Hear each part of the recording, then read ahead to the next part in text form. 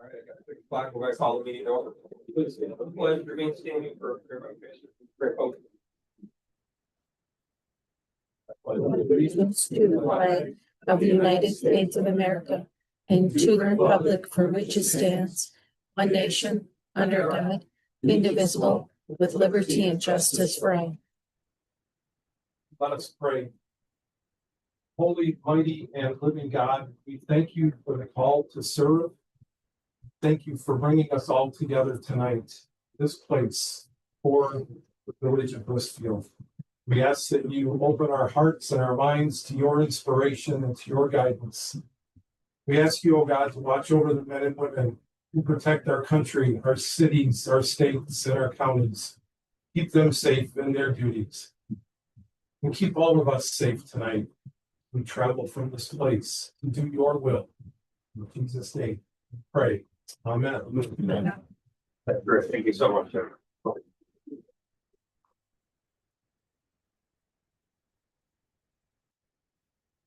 right, go ahead and start with roll call, Lisa. Mike Gunner, Present. Gwen Dusa, Bill Gritzmaker, Here. Sherry Luce, Here. Ken Nichols, Here. Eric Rogers, Here. Timothy Waters, Minutes from December 8th, 2025. I move to approve the minutes December 8th, 2025 as presented. Support. Or Sherry, second. Bill, to approve the minutes, December 8th, 2025 is presented. Any questions or comments on minutes? Hearing none, Lisa, call roll. Ken, Yes. Eric, Yes. Tim, Yes. Bill, Yes. Sherry, Mike, Here. We on presentations. We have Martis here. He is at the general, but you are kind of welcome to. Thank you. Good evening, everybody. You may not know, I'm County Commissioner Kevin Martis. The district includes the village of Blissfield plus along this one, Brya, Ogden, Deerfield, Palmyra, Ridgeway, Blissfield, 6 townships, 3 other cities, the biggest geographical district in the county. Thanks for giving me just a few minutes to speak. Looks like you had a very busy agenda. Couple things, and some of this was in my update that I emailed out to you. Things we've been up to in the county. The biggest one, the big ones, the one that was most contentious really was our new contract with Axon, who furnishes our body cams and so forth. We've traditionally been spending $200,000 a year for those services. It's now doubled. That it was in our budget. We anticipated some of this coming. We sent it back to criminal justice for a rehash. We looked at every particular option, every available option, to look at an a la carte option out of all the options and various services they offer. And the deal breaker on every one is data storage. And I'm sure the chief will understand. We have huge amounts of data now, from doorbell cameras, cell phone cameras, dash cams, body cams, etc. And all that data has to be saved and preserved and stored. We looked at doing it in-house, and it was far more expensive. We looked at buying a cheaper contract with them. This also includes our tasers and all the training that you need. It's been important, knows how important it is to have the appropriate training. By adding those things that we needed back in a la carte, it was more expensive. By going from a 10-year contract to a 5, it's substantially more expensive. None of us like the idea of tying the hands of the next 2 commissions, but it was 6-figure worth of penalty to not do that. The one bit of leverage we gained was we got clarification on the opt-out clause. And my hope is, and I think I said this in my update, there was a time we all had Nokia cell phones and now nobody's heard of them. Axon is definitely the best in class. Motorola's working hard to gain market share from them. Someday you can only hope that they offer some of the deals cell phone companies offered, where they would buy you out of the balance of your contract to switch. But it was, I think, a 5-3 vote in the end. We all voted reluctantly because we frankly had no choice. So that's where that's at. At the airport, some of you are aware, I know Eric attends a lot of the meetings. We've had to acquire easements to cut trees around the airport because they impede the approach and departure glide paths. We've negotiated virtually all of those now. It's not been a cheap process. The good news is I think 95% of the money is borne by the feds, which of course in the end is still us.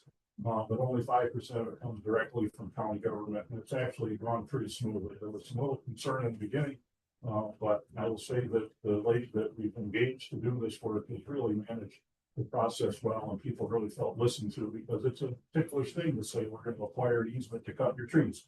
But they were in general very well compensated. So fortunately, that's largely behind us. Another issue is that we are working on amending our airport zoning ordinance. Not a lot of people know that the county has an airport zoning ordinance, but we control the airport space around the Lenawee County Airport out to 10 miles. We're looking at adding some additional airports into that coverage. As you know, there were some changes in state law in PA 233. So there's some recognized FAA recognized airfields that were dependent upon local zoning to protect them from tall structures such as wind turbines. Those ordinances now are in serious question, but that airspace could be compromised. And once airspace is gone, it's gone forever. So there are 3 airports that are interested in adding some county protection, including the helipad at the hospital, and 1 airfield in Braga Township and another one in Maytown. So we're going to have some listening sessions and invite some of the airports to be involved in that, both the public and the private FAA recognized airports. So that's coming. It'll be sometime in the next few months. And now the last one, and I know you guys are aware of some issues here. I've worked hard over the last 3 years to restore a contract with Lenawee Now. It's the right thing to do. I felt it was not a good thing when previous to my term on the commission that their funding was suddenly pulled with no debate, no deliberation, and no discussion. It took the voters to send a new commission to be able to finally put that together. It's a 1-year contract back at the old funding level of $150,000. We've asked for a year for them to, flesh out some of the things we've asked for in the contract, like helping a housing group get some efforts moving forward with respect to affordable housing, these kinds of things. And a lot of work on retention visits where they meet with current employers, particularly the large one, make sure they have everything they need so that they continue to feel that Lenawee County is a good place to do business. There's also a new liaison position, which is something I recommended, that we have 1 member of the county commission who will be a non-voting member of the board at Lenawee Now, so that we have stronger communications. Chairman Van Dorn has decided the chair of Ways and Means will do that, which will be me. So I will be the county's voice to Lenawee Now. I'm looking forward to that. There's a lot of people there that have a lot of influence and have a real heart to continue to help Lenawee County prosper a little bit in the future. So those are the big ones. Any questions, particularly on the last one? I just suspect there's some questions there. Anybody? I do. I hate doing this. It is public record that Blissfield Manufacturing is behind on its taxes. Is that correct? That's correct. Are you aware of any efforts on that to be reconciled in any sort of way? Blissfield has been, I'm a former manufacturer. They're always good to me and to my family. They've been great for this town, this community. I understand. I know that Pat Farber is the president or the executive director of Lenawee Now. It just doesn't look good, but is on the surface. But I understand that Lenawee Now is much bigger than just one person. So has there been what are the updates or any efforts that you can speak to? Yeah, I became aware of this. Yeah, it had been a concern a few years ago. And then was it had been caught up to that point. I didn't understand that perhaps it was a longer obligation than what I was made aware of at that time. Perhaps I should have looked into it more closely, but I wasn't hearing anything until I, like others, saw a text notice on the fence and was like, oh my. I've taken this very seriously. Danielle and I have had good discussions on this, and I've talked with the leadership of Lenawee Now. The county shares the village's concerns. We've been very firm on our concerns, but I would like another month to let this work out behind the scenes. I think it's in the best interest of everybody involved. I will say If I owned a structure like that, I don't know how I would make it productive. It's a very difficult, these industrial facilities are very difficult facilities. They're built for a process. And that process doesn't take place there anymore. And the nature of that particular structure is not highly adaptable to new processes that modern manufacturing. It's my understanding that there may be some hope of a new buyer, but I think that's a story that Mr. Barber should tell. And I would encourage him to reach out to Danielle, and for Danielle to reach out to them. I told Danielle I would be glad to sit down with and have one meetings on that discussion. But rest assured, I've been very firm in our concerns, and I'm doing the best I can to protect our interests. All that being said, I still think it's a good thing for us to move forward with this relationship. They brought probably in the last 5 years $30 million worth of money back to Lebanon County for things like the Align Center, the tunnel, which the pipe tunnel, which, okay, let's be honest, it's not my deal, and I don't want to comment on Adrian, but I read social media too. Let's just say it has mixed response, but it certainly will have some advantages, I think, for the community. But that's money that wouldn't be brought back home without their efforts. And I've also been clear that if we're up to me and I was the big guy at the top, this whole grant mechanism and all that stuff would go away. But it exists, and we'd be silly not to try and bring our own money back to our district as long as the game would be played that way. Thank you. Anything else? Anything else, Kevin? I do, just regarding, I think last time you were Kevin, we talked about the radio issue with the 800 megahertz, and just wanted to say that, Chief and Lieutenant for the Purdue up at the county dispatch center did get a solution to that, so we're very happy and thankful for that. Other than that, I think that's all I got for you, but I do appreciate, again, you represent us well. Fight for, this area of the county, so thanks for everything you do for us. Yeah, and I did follow up with those concerns next week, and I'm glad, I know the sheriff was concerned with it, so I'm glad to hear you be Friday. Oh, actually, yeah, one more regarding the, I guess, the court building, the traditional building, that's on a lot of people's minds, and again, being an outsider, you kind of get frustrated, even one of us, when people don't, don't ask, try to inform, but again, it seems to me that the bones on that building are bad, are we just gonna demo it, tear another building down and spend millions and millions to rebuild something else? I will be a no vote on anything like that. I don't think there's a majority vote to take that, but we frankly are not in a position to fund that right now. Though apparently our bonding ability is quite high. Apparently we could bond something on the order of $500 million, which is something none of us are interested in doing. But we've been very conservative on our relative ability to borrow money.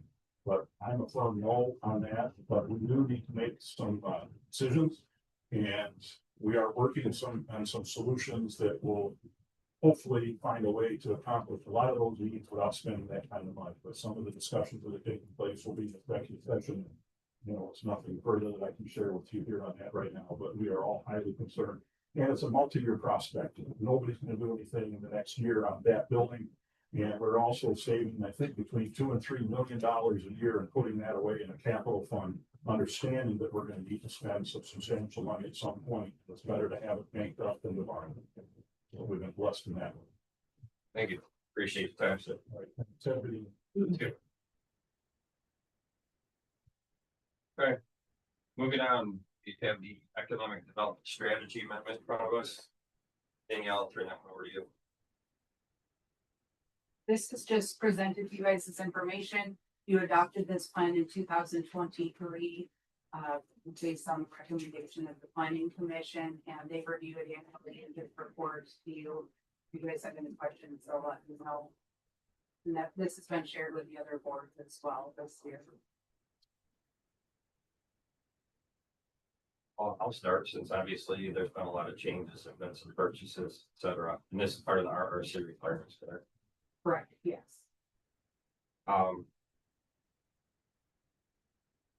I mean, in theory, it's obviously a great idea, but again, like I said, a lot of these properties have sold. We've only got so much control over what people can do, big believer in capitalism. If you start looking at these projects, for example, number 10, I think the railroad purchased that property. We can't only do so much with the farm museum, property south of the pool there. Again, that was discussed, but again, that's in private hands. Number 6, the former proposed Dollar General area. you know, we had a developer come in and wanted to do that. People lost their minds, you know, when they wanted to build another Dollar General, and then we lost our grocery store anyway 3 months later. So, I mean, to an extent, there's things that we can do economically. Why? But then there's also a point where we can only do so much. A lot of these things have sort of been checked off the list. I feel, in my opinion, I'm not sure we just want to understand this and continue where we're at. I guess.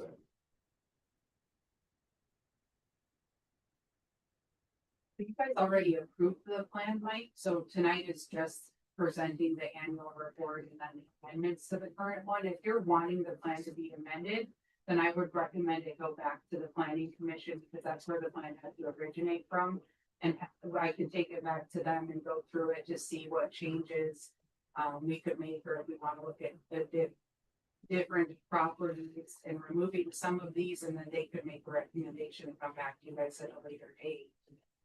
And then certainly, if that's the route that you guys want to go, I would appreciate, and I think the planning commission would too, just any input or feedback specific to what amendments or what other properties we might want to see included.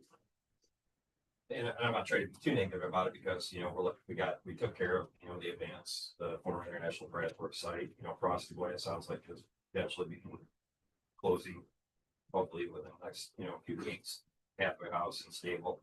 So again, it has been successful to an extent, but again, there's only so much that we can do. And a lot of these properties have already been addressed, so maybe it's time to look at something else.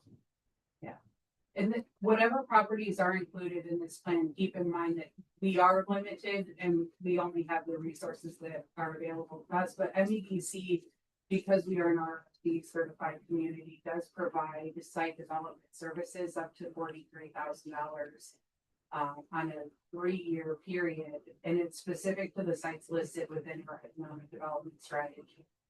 So I know that's not a ton of money, but that is some money that we can use to hopefully, if we have a site where maybe there's a little bit of a gap, or they need some planning, or some environmental assessments done on these properties, we can partner with them and leverage their resources to help out that potential developer. So it is a good plan. I do understand what you're saying. We have checked a lot of these off, but I think when the planning commission and staff reviewed this, our thought is some of these they're removed from our list as being completed, but we're still working on those other sites that we identified as priority.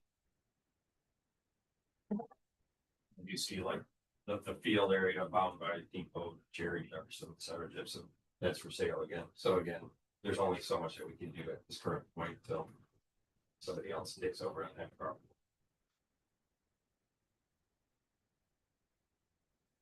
So what's before us is to approve the amendments to the strategy.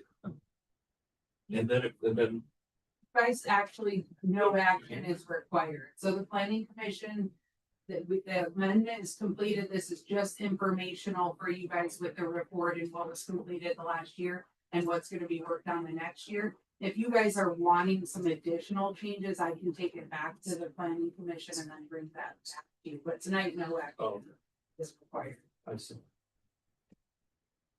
I would suggest we just wait until we get more information. They've already decided which properties are completed and which properties they would still like more information on to determine if they should be included in next year's economic development strategy plan, and let them do their thing and let them report back what they find. That's my thoughts on it. Anyone else? Again, they're not terribly busy right now. We've got some ordinance amendments, things like that they're looking into, but again, I think it's as planning commission giving them something that they can really focus on and bring to us. I think it's benefit. Yeah, they are right now though going into that zoning ordinance full review. So they are Start actually, to get a little busy. yes. And then they'll have the capital improvement plan that's got to be adopted by May. Well, it has to be by June, but we set a goal of doing it just to make sure we stay ahead of things in case something comes up. Are you on that committee? Are you on that? Sherry. Sure. Scouts representative. Okay. That makes sense what I'm getting at though. Yeah. Anyone else feedback on the report? Okay, public participation plan report. Same kind of details, you know. Yeah, this is just the annual report that we do in order to maintain our RNC certification. Again, you guys adopted this plan in 2023, and then we just annually update you on the different ways that we've shared information with our public. If you have questions, let me know. And obviously the RRC receives all this information, so we don't grant. Yes. Any more questions? Great. We'll move on. Marketing.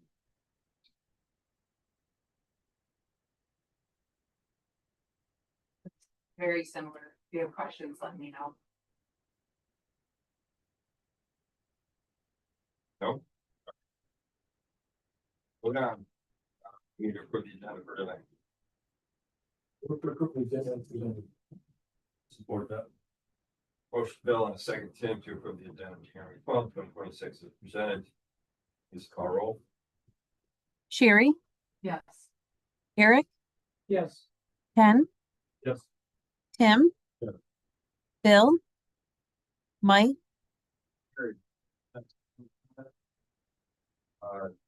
For anybody that wishes to speak for the public, writing anything on the agenda or not, we do have another public comment section towards the end of the meeting as well, if you want to save your time for that. But I'll go ahead and open up the floor if anyone wants to speak now.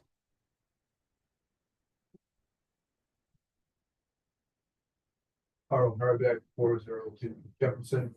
I'll be fast. Number one, a big thank you to Danielle. The pool cover is gone over by the softball girls field there. That's gone. So thank you again, Danielle. Number two, recycling is going very well. In fact, it's going too well. I check on it every so often, and it's pretty full most of the time. The only drawback on that, I did find some styrofoam piled next to it, talking to Danielle, DPW clean it up. Other than that, it's going well. The only problem I see is some people are not breaking down cardboard boxes, and that takes up a lot of room. So, you know, so the public would do that. And my third question, to Danielle, do we have funds right now to fix up the old pool building, or is that like on our list of things to do in the future? We are phasing it. We're taking a phased approach. So we don't have the funds for all of it, but we are working on, DPW removed the interior walls. They're working on the siding, some painting. So it'll be phased in. Are all the pumps that were inside, they're still in there, the metal pumps and stuff still inside there? There's a couple pieces in there, but a majority of it's been all removed. Oh, good. There's some piping and things, but for the most part, it's all removed. Clear. Thank you. That's it. Thank you, Carl. Thank you.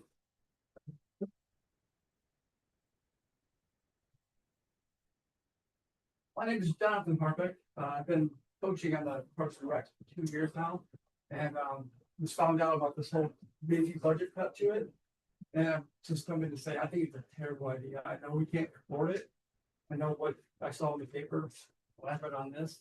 I think that we should give the parents and all the volunteer coaches a chance to at least do it maybe until the spring and see how that works. There's a lot of parents now who like their, and the kids like playing, and they have enough to do for school.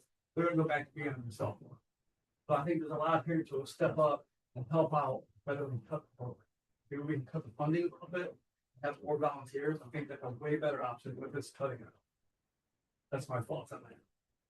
Thanks. Thank you. Obviously, that will be addressed later on. Appreciate that. Ann Harps, 336 Cherry Street. Council, I wrote you a letter this morning, request you've had time to read it in email. And I'm also speaking about number 5 on the agenda about position, part-time position for the director. My question is, if it hasn't historically worked, why would we cut the whole program as opposed to set up a director for? So I think we can, as I said before in the letter, only have 3 sports And Danielle has pared down the job description. If we can put a little bit of money on their shirts, possibly, much they possibly do have a sponsor in TLC. It just seems like Blissfield, youth recreation is growing, it's very popular. Been very involved and I've talked to a lot of parents and letting people come from all those many communities around here that have rec programs, so they come to the school. The pool is growing. Swim lessons are very successful. We have a lot of people that come to Blissfield because they like Blissfield. And I like Blissfield. I've lived here 37 years. And I've never heard a bad word about Blissfield. Not that this is something else, because there is no perfect towns. But you guys should be proud of that. There are a lot of people that come there to use our recreational facilities and parks. And I think that that does a lot. So I would hate to see that position eliminated. I'd like to possibly work together to come up with a solution where we have a part-time position, maybe what rental help. And I am willing to help, but obviously I can't do everything. But I'm more than willing to dig into whatever it takes. I do not want to see soccer eliminated from the We had over 300 children participate in sports this year, rec sports, and half of those were soccer children. And as I said in my letter, people can't afford to go to these traveling teams. I know how much they cost because I already put in the bill for one grandchild and there's no way we put all the kids in that. And a lot of parents can afford that. So community rep sports are very, very important. And I would also ask that you table decision on this until the next meeting so that the Parks and Rec Board can speak with more parents and coaches, possibly come up with some solution. Why do you think it would help together? Thank you. Anyone else?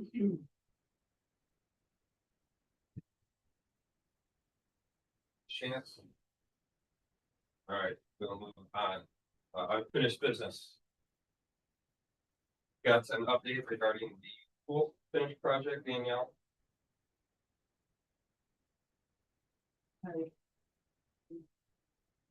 So I have to apologize. I made a mistake when we awarded this. These meetings, I don't even know. I guess the first December meeting, the Mid-America Pool renovations had submitted 3 different proposals, and at the bottom of those, it indicated that there is a 4% mobilization for any of the 3 options on top of what they proposed. So we approved the 250,080, which is $10,000 short. So I'm bringing it back to you. I did not want to just move forward. I didn't want you guys to feel like I purposely misled you. So just bringing it back to reconsider if you want to continue with that option or look at a different option. So we'll bring it to $260,080, which would put us $80 over budget.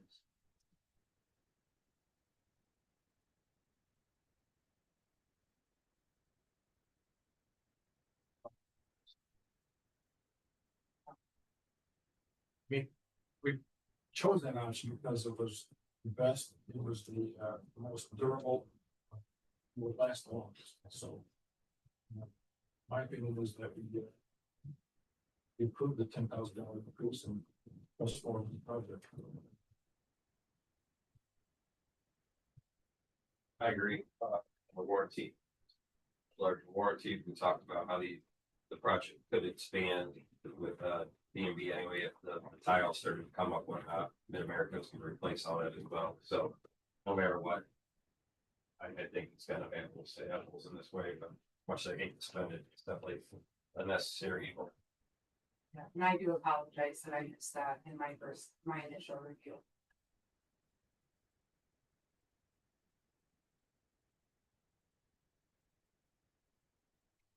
Move to approve a contract with Mid-American Pool renovation, the interglass pool finish in the correct amount of $260,080, which includes the required 4% mobilization fee, and to authorize the village administrator to execute all necessary documents. Support. I have a motion, Bill, and a second, Sherry. To approve the contract. Would be amended. Yes. Sorry, Mid-America pool renovation for the interclass pool finish, the correct amount, $260,080, which includes the required 4% mobilization fee. To authorize the village administrator to execute all necessary documents. Further discussion. When this first came up, I voted against it. I think I was the wrong guy. Probably a little bit of old man thing, like, I have so much money. But I understand it. And since the council had moved in that direction to approve that, I will vote yes for the official.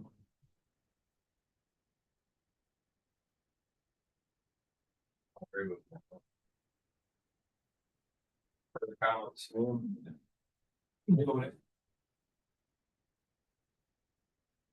right, now please call roll.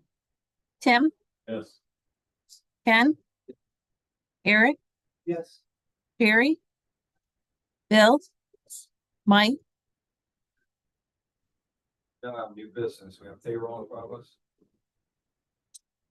Move to approve the payroll register for December 2025 in the amount of $149,592.15.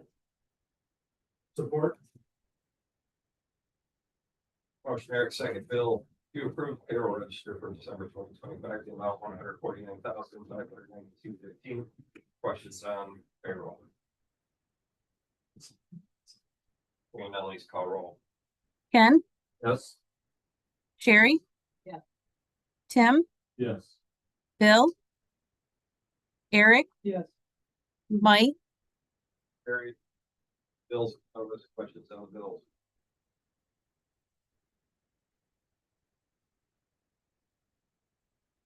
Move to approve accounts payable for the period December 10, 2025 to January 13, 2026, in the amount of $250,784.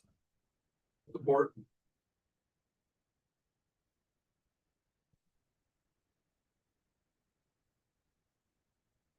Yeah. Thanks. It's all the same.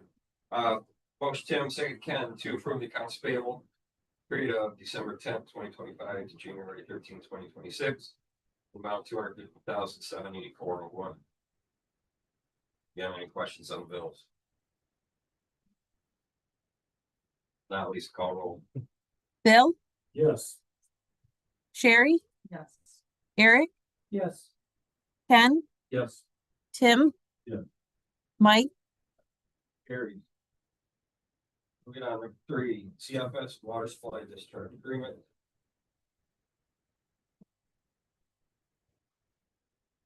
Got the gentleman representing CFS here. Again, we'll start with a little bit of background. I've had some conversation.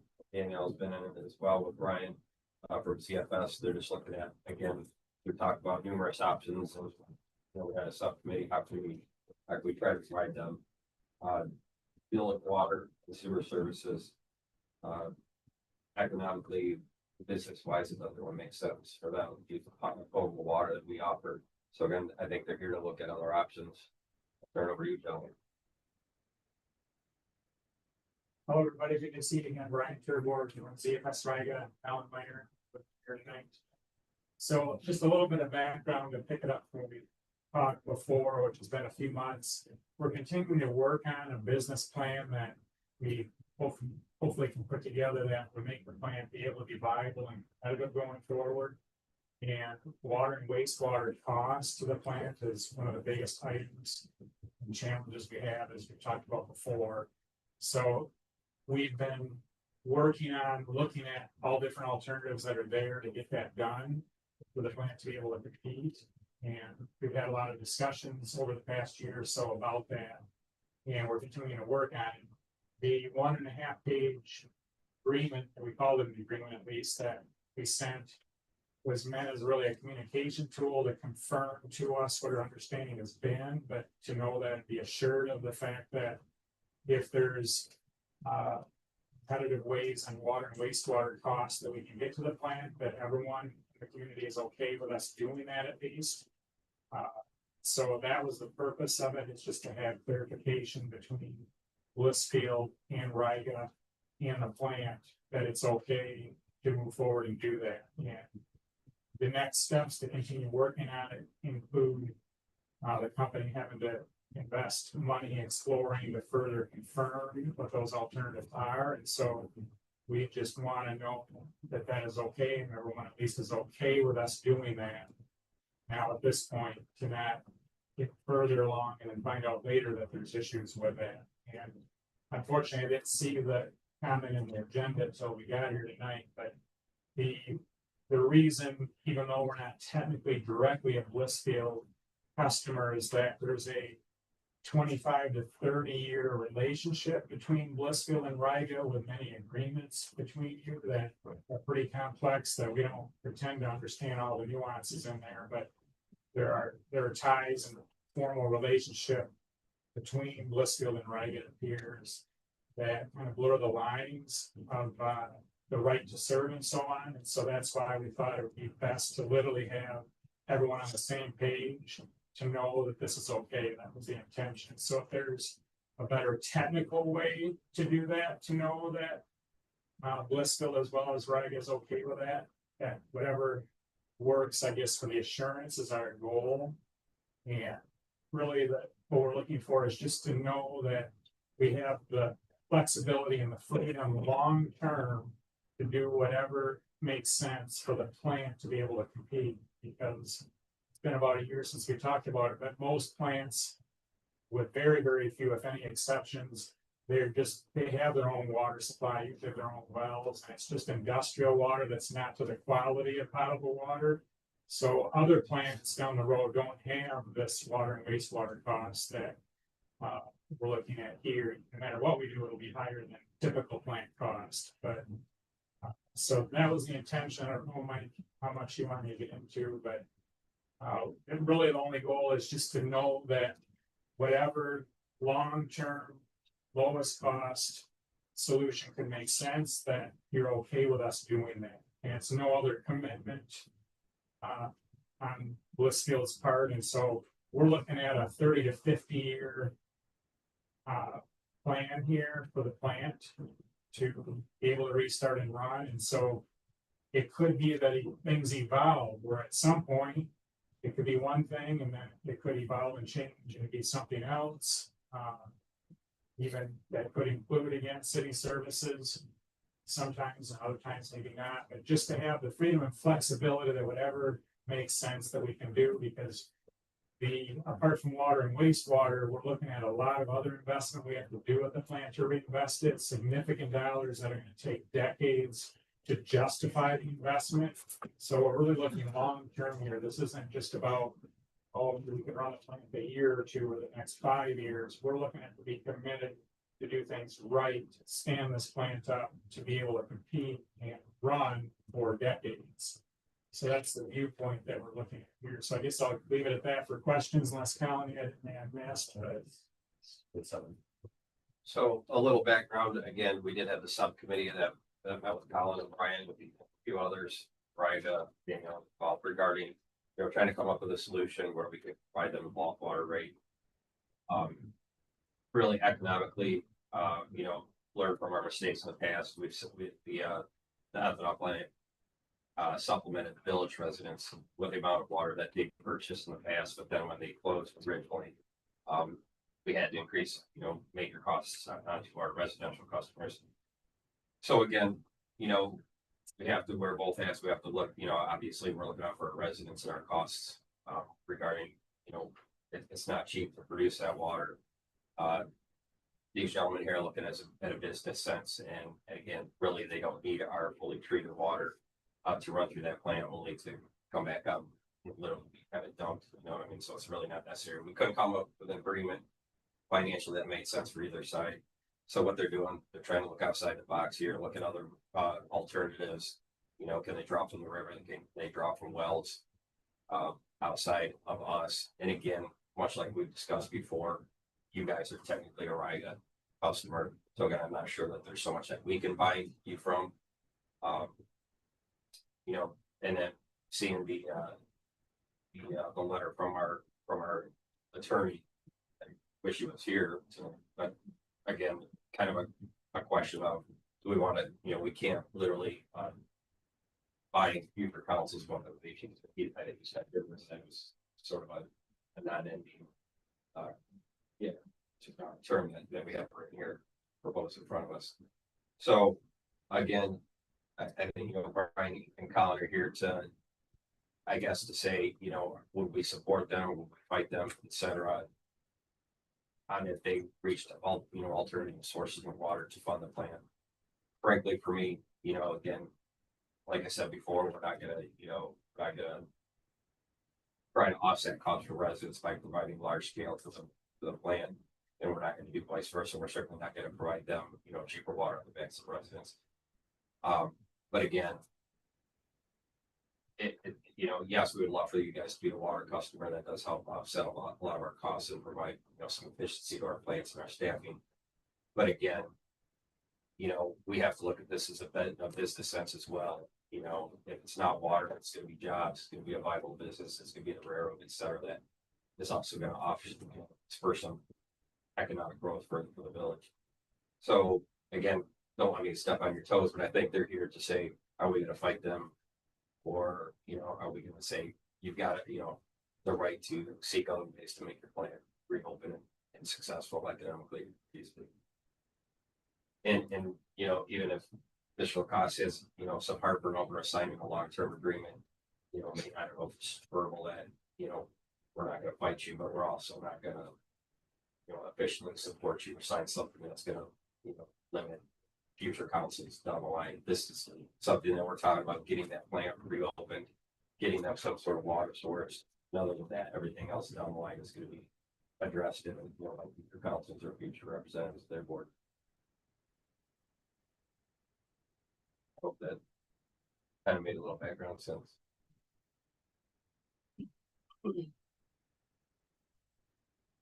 And you know, Brian, again, I guess taking another step from that, again, we have a terrible water source. We all know that the river, you know, people are very cognizant of what our water rates are. They may not understand, you know, chemicals and what our treatment processes are, not only just on our end, but what the state requires of us as well. So again, we're trying to think outside the box here and look at what's a good long-term solution for both CFS as well as the village.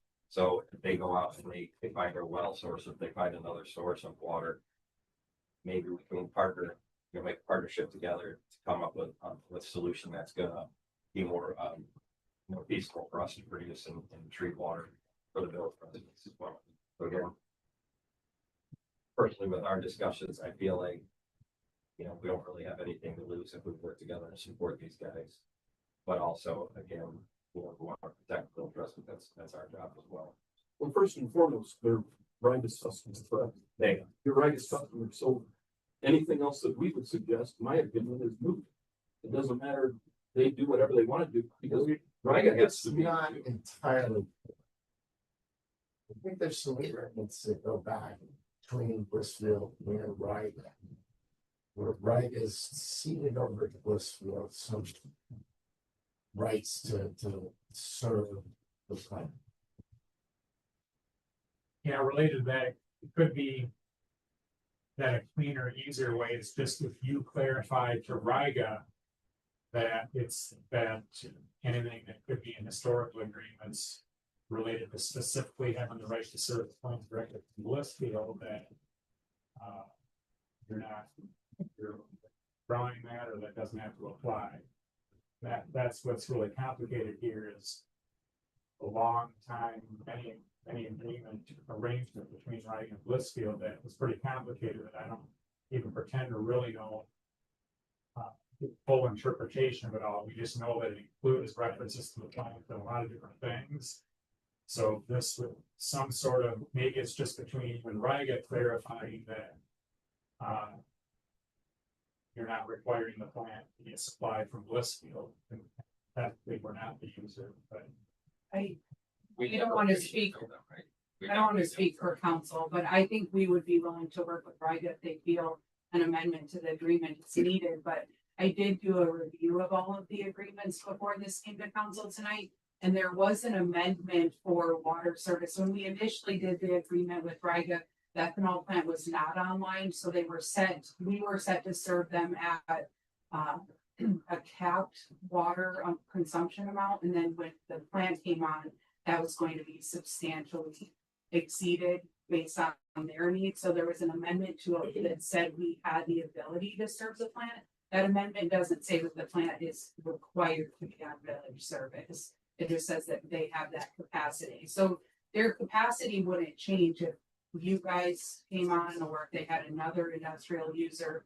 They've got that tab that says this is what we have the ability to give you guys, but there's no requirement. They can be anything below that as well. But again, we can, I think council and staff would be more than willing to work with Riga. If there's something that needs to be there. But ultimately, and I think this is what Mike was saying, we would love to have you guys on our system. It would actually be beneficial to our residents and our customers to have you to produce that water and sell it to you.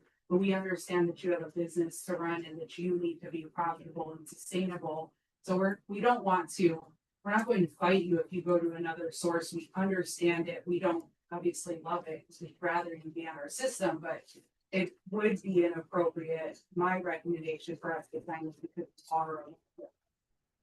I mean, we wouldn't do that for anybody else that was outside of our jurisdiction, and I don't think we want to set that precedence that would either. It sounds like to me that you guys need to talk to Riga first and see where they are going to fall down on this. Is anybody here from Riga who could represent Riga? What's in this? Oh, they're meeting in 15 minutes and we're on the agenda. They're also, Gotcha. Okay. the agreement was meant to have all three of us on the same page, so we're discussing the same document there. Here. So, For your background, Riga has said to us, when we have Blissfield's agreement, have will agreement. When you have Blissfield's agreement, or when yeah, they I have think Blissfield's they're agreement. viewing that you're really the deciding factor. So maybe the simple, real easy solution is just to have some formal clarification between Blissfield and Riga. Sounds like we need to Could be. Riga needs to sit down. We all need to sit down together rather than in two Right. separate meetings. Which is why it was a third-party agreement. So maybe there's technical way to accomplish the same Yeah, thing. I can but do It's a- real simple for Blissfield, and it just, there's no commitment either way. I can work with our attorney to do another review of that agreement to see if there's something that would need to be changed, or again, if I'm more than happy to reach out to Riga too, if they have a proposed amendment or something that would make them feel more comfortable in entering into that agreement with you guys, then we would certainly consider it and look at that. So I'll follow up with both our attorney and then tomorrow. Or if you guys, when you go there, let them know I'll be reaching out.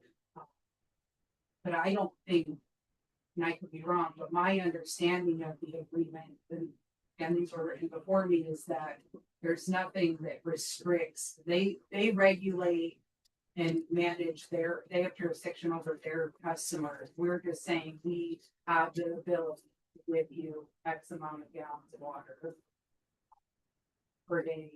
We have the capacity, but then we can go through that with the replace. Well, again, if we don't have to do anything formally right now, I mean, let's give Ryan a little direction and take the Riga. Is there anybody that really has, it's gonna be steadfast that if they're gonna operate, they're gonna use our water, or we're gonna allow them to seek alternative The sources. direction I think is that they need to talk to Riga, and Riga needs to come back and talk with us to figure out where we stand. I know that the people that put the ethanol plant up had no intention of stopping business, which ended up you guys being able to buy it. And I know you're talking about 30, 50 years. I know that that's your plan, but in 10 years, you could still sell the property and you guys would be gone, but Riga's still here. And Riga is our customer as well as our neighbor. And so my personal loyalty is to them. It's greater than it is to you, but I want you guys to succeed. But whatever Riga is willing to do, I think that we're the ones, because we provide the water for Riga, it's what Riga would drive this, not us. That's how I do it. So whatever you can make arrangements with them, great. Okay, And then we'll go and see what, and I agree with Mike. Then what comes back to us is what do we believe is best for for Blissfield in its relationship with Riga and their relationship with you.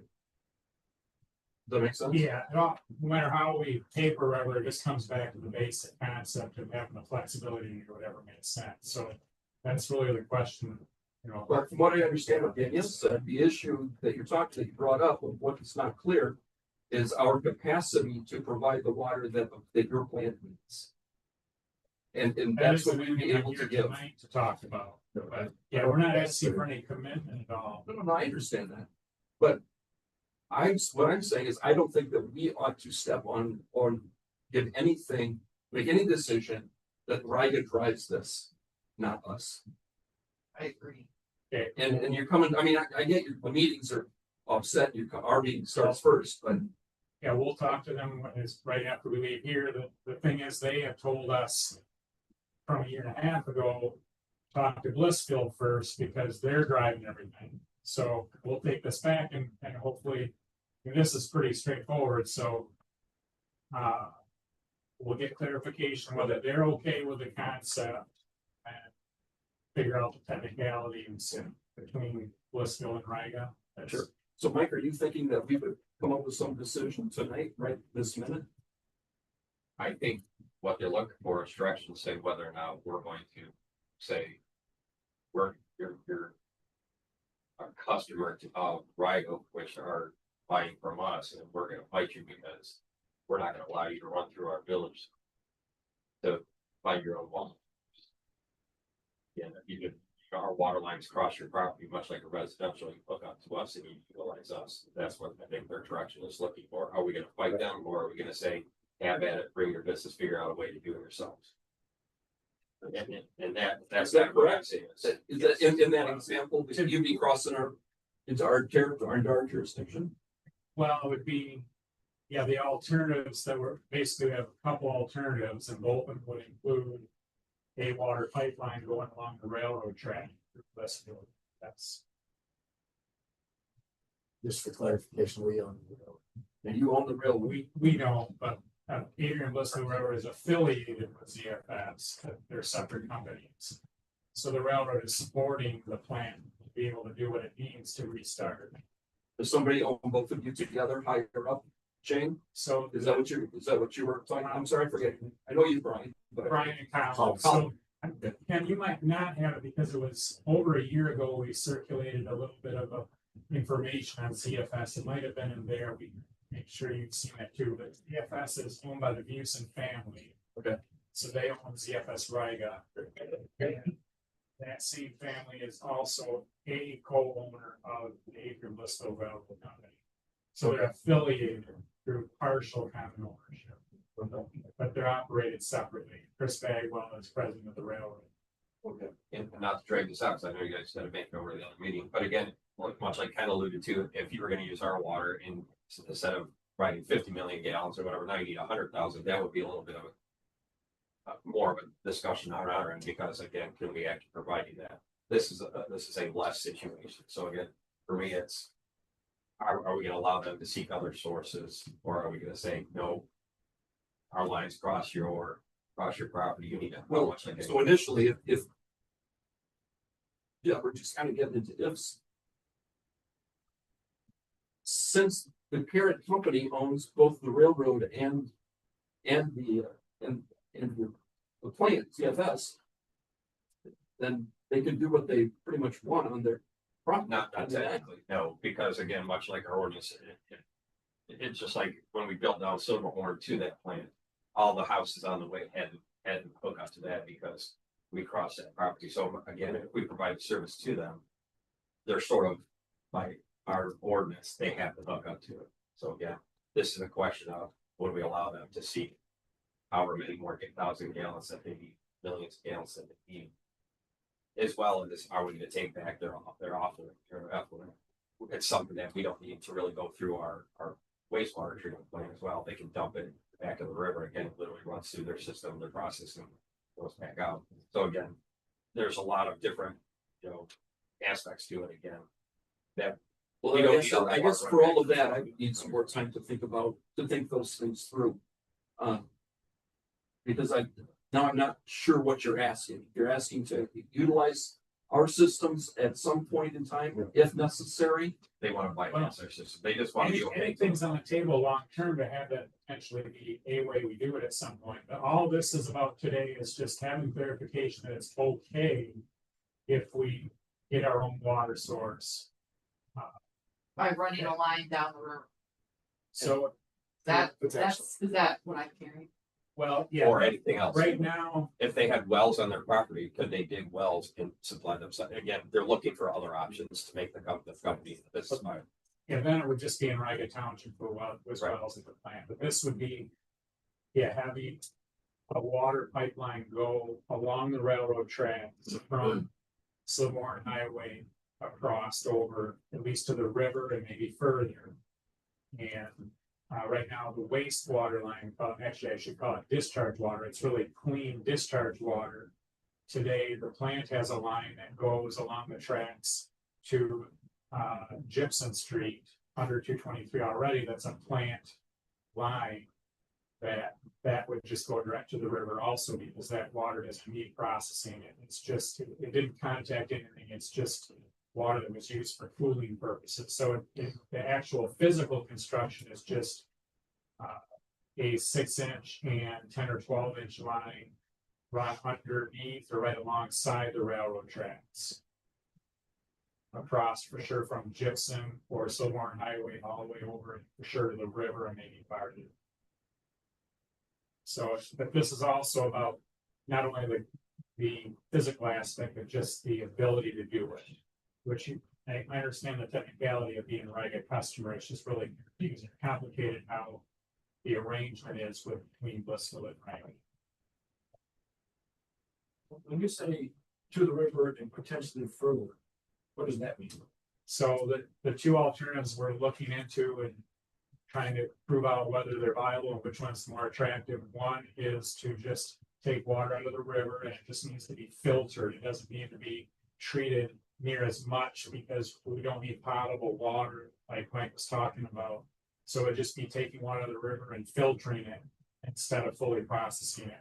The other is to potentially go further and find wells that have the capacity and quality of water to just have well water come from further away. And that's the one scenario that we don't know if that's viable. We'd have to put more money into proving out whether it's possible. So that's where anything could be on the menu, so to speak, that if there is viable well, that could be something we work together on, and even Blissfield could potentially use. But this is just hope and what research project. But all those things are on the menu to at least try to see if they make sense. So those are the two other alternatives that have a potential to be viable. Yeah, they're just looking for all alternative sources. Just real quick there, what did we pay for that bore under the river for our new 10-inch? The total project Yeah, well, yeah, or just the portion under the river? just out of the river. I don't know off the top of my head. I mean, total project was 260. So, yeah, that's literally a block, gentlemen, so just FYI, that's numbers are ugly these days, but. That's So the we're answer to is what is the cost of Exactly. these different alternatives. I hope that gives you a little bit of input, but. Probably not, but. Gotta see what Riga says. We'll regroup as free, I suppose. Well, is there any other feedback at this time for us? And it's really a philosophical, conceptual question, I guess. Because it's, we're not asking for anything from Blissfield, we're just asking that you're okay with us doing it. Not, and if something makes sense for us to actually reconsider service from the village, that's a separate discussion. I don't think whatever you want to do. Not any part of what we're talking about here. This is just to clarify, you have the flexibility to do whatever makes sense. That's really all of it is. The agreement, Yes. this conversation. Right, because we have agreed to anything. Well, yeah, the discussion, I guess, is just updates and Right. more information. to Here's, share. here's my response. ZFS had committed and purchased this property several years ago without doing their due diligence to determine whether they were able to restart grain processing operations. You're now asking the village to give up important rights and tie the hands of future village councils by signing an agreement that allows DFS to secure its own water supply, treat the water as appropriate, and discharge any leftover water or return water back into the River Raisin system. Even more concerning to me is this agreement would continue to indefinitely continue indefinitely, surviving the expiration or early termination, which would then extend to any future owners or operators or to village councils down. That's where my concern is. If we agreed to this contract or this agreement, as you have it, we tie the hands of our village residents for perpetuity, potentially. Because why would you come back later on and change your mind and decide to jump on this building? Unless you lost that source that you found. I didn't quite understand, why would we jump? Why would you come back to us if we agreed to this agreement? And then you found another water source, and then for some reason that water source went away because it either dried up or they went through the same process that we've gone through in the past dozen years. And now they're not able to provide you water at a rate that makes it economical to provide and to do to make your product, and you're no longer financially viable. What's to say that by then there's not a process down here that's simpler? We've tied the hands of future village councils to make that change. Why would you come back after you've already been given that? Well, it could be like, and these are only to self-serve, it's not to go find another provider, so. We don't know how. It's self-serve. Right, so we don't know the full outcome of whether what the viability is of these two other alternatives yet. Of how attractive they are and viable they are. So if those aren't very attractive, then we'd be talking again. That's one scenario. Or down the road over the years, things change with a well, have an issue or something. And that's where we didn't think that we didn't intend to come and request a heavy lift or to have the village bind themselves to anything. It was just the confirmation that we are able to do whatever we want, not that that's going to be a burden at all in the village. Just a clarification, maybe to the point of the staff comment that it's not really even in Blissfield's jurisdiction. The only reason we're really here is the history and potential relationship between Riga and Blissfield. So the intention was not to cause Blissfield any harm or cost. It's just a request to say that they're okay with letting us do whatever seems to make sense and no obligation to do anything. I think if we came back in years down the road, and the well, wherever it ran out, we would be paying municipal rates as we paid for the last 20 years.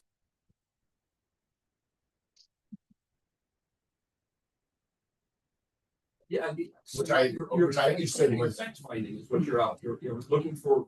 Is that a fair way to say that?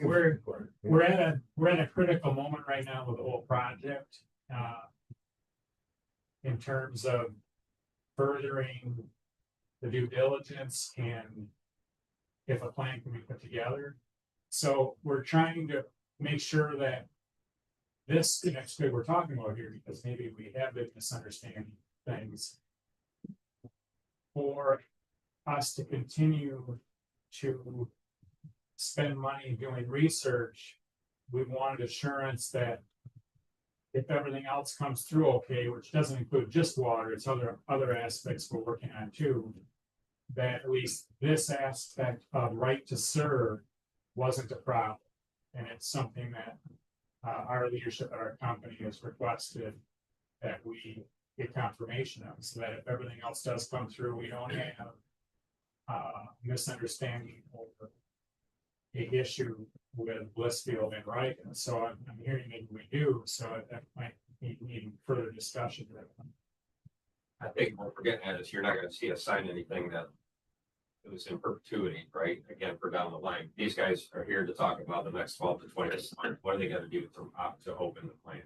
So again, yeah, we certainly don't want to set ourselves up for failure in the future, but right now we're looking at, are we gonna say, no, you are a Blissfield or right customer, we're gonna fight you on that, you have to take our water. So Or are so we- my first question to kind of stem some of this so that you can get on. If you have property already that crosses that you are entitled to put lines onto to get to the river, then I don't know what we would be able to do to stop you. But we would want to know what you would be planning to do to somehow compensate the village for any sort of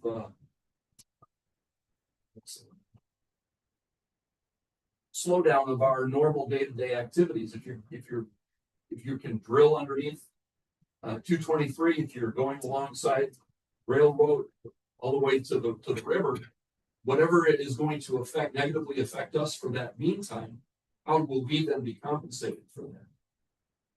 It seems to me that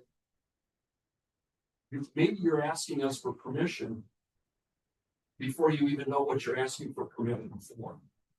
And I'm not comfortable in giving you permission to do whatever you want to do until we know what it is that you want to do. By ordinance, what the point is, But if you have things you can do, then I would say explore them. If you drill wells, that's what they want to know. Are we okay with that's not right. But why do we have to sign anything? Why don't- Saying that they that? We don't have to sign anything. We just have to say that we're not gonna fight them on this. I don't know that we're in a position to. By ordinance, much like a resident, we don't allow any single residence here to disconnect from our water and dig a well, right? Nobody can do that as a resident. I mean, homeowner cannot do. They've already just. But that's the point. If we were going to re-hook up to them and supply them, are we gonna say, no, you're not gonna get your water source? But that's a right. That's a right issue. It is, it is, Blissfield. it is both, absolutely. All they wanna know is, are we gonna buck this? And I'm gonna say, no, we're gonna stand our ground, you're gonna get our water, or you're not gonna open. Because that's what it really boils down to. They're not gonna be able to reopen that plant as an ethanol plant by purchasing our water at the rates that we've already determined. We've discussed that in a subcommittee. Right. We've come to that agreement. So it's either they're gonna find an alternative source to reopen, or they're not gonna reopen as none. That's just the ugly truth. So in the agreement that we have with Ryan to purchase our water, do we hold them to that same standard that they are not allowed to drill wells on their property, or that they can tell their customers whatever? Could Ryan tell their customers, you can put a point down, if you still got an old well, you can still use it if you wish, but you're still going to connect to what's. So if they come back to our sewer, I think we don't allow outside sources to come back into our sanitary, so We don't most like. allow any cross connection, so they can't have a different system feed into ours, but we do, the village of Blissfield does not regulate Riga customers. If Riga wanted to permit the use of a well, we have zero say. That is, so then. Yeah, because. If that's the case, then they can do whatever they want. They just can't Yes. connect with us, or we're not going to allow a connection. And if they cut down or go, say, cut down. Put in pipes in their own property through the village. I'm not sure that we can stop them, and I'm not sure that I would want to stop them. Because it is private property, and they're not our customer for water, they're Riga's customer. So the only thing that I see that we could do is to say, how would you compensate Blissfield for any negative impact that you would put onto Blissfield for running lines to the river and to your plant? But again,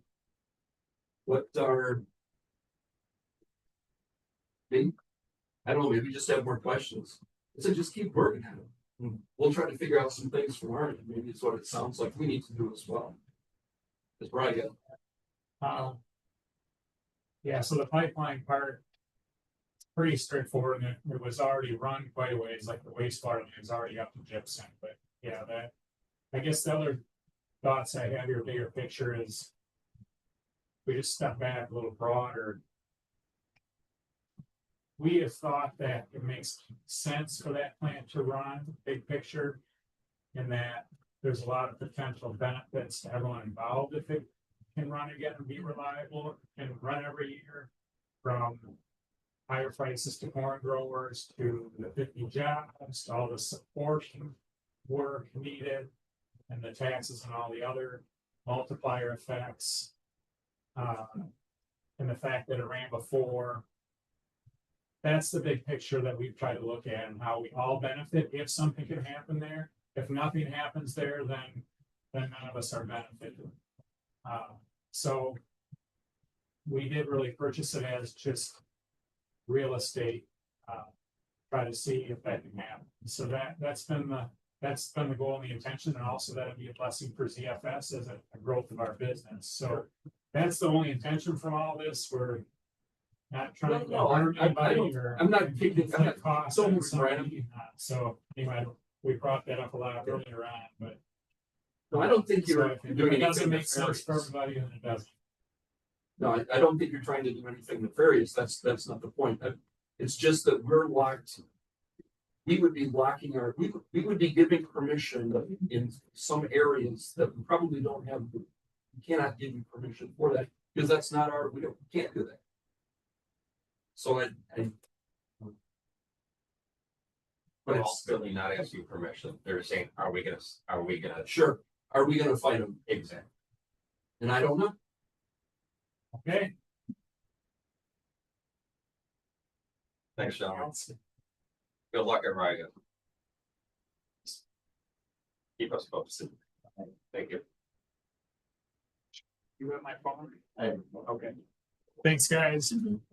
All right, moving on, we've got proposed fiscal year 2026, 2027 budget calendar that Danielle has proposed. Need to approve that. We're to approve the 2026-27 budget calendar as presented. I'll support. Motion Tim, second Eric, to approve the fiscal year 2026 7 budget calendar is presented. Any discussion? Hearing none, Lisa, call roll. Sherry, Yes. Bill. Ken. Yes. Eric, Yes. Tim. Mike, First, program coordinator position.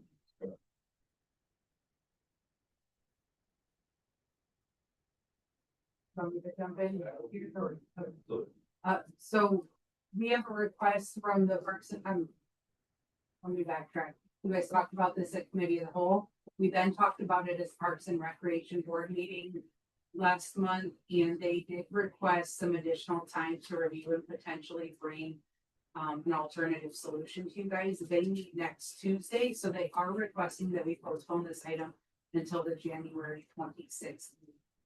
I can go into much more detail if you would like about any of our discussions, but it is my recommendation that you give the advisory board some additional time to see if they can bring forward some other option for us. Let me know if you have questions. Move council to approve the recommendation of the Parks and Recreation Advisory Board to postpone a decision on the Parks and Recreation Program coordinator position until January 26th, 2026 village council. I'll support that. Motion Tim, second Sherry, to approve the recommendation of the Parks and Recreation Advisory Board to postpone decision on the Parks and Rec program coordinator position until the January 26th, 2026 village council meeting. Discussion.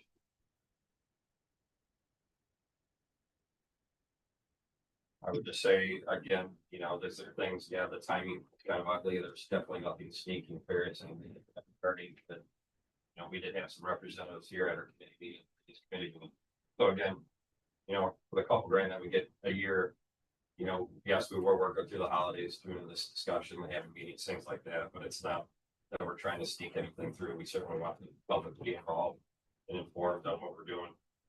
Again, this goes back to the success of the coordinator position, the funding aspects, much like we've all discussed and sat here.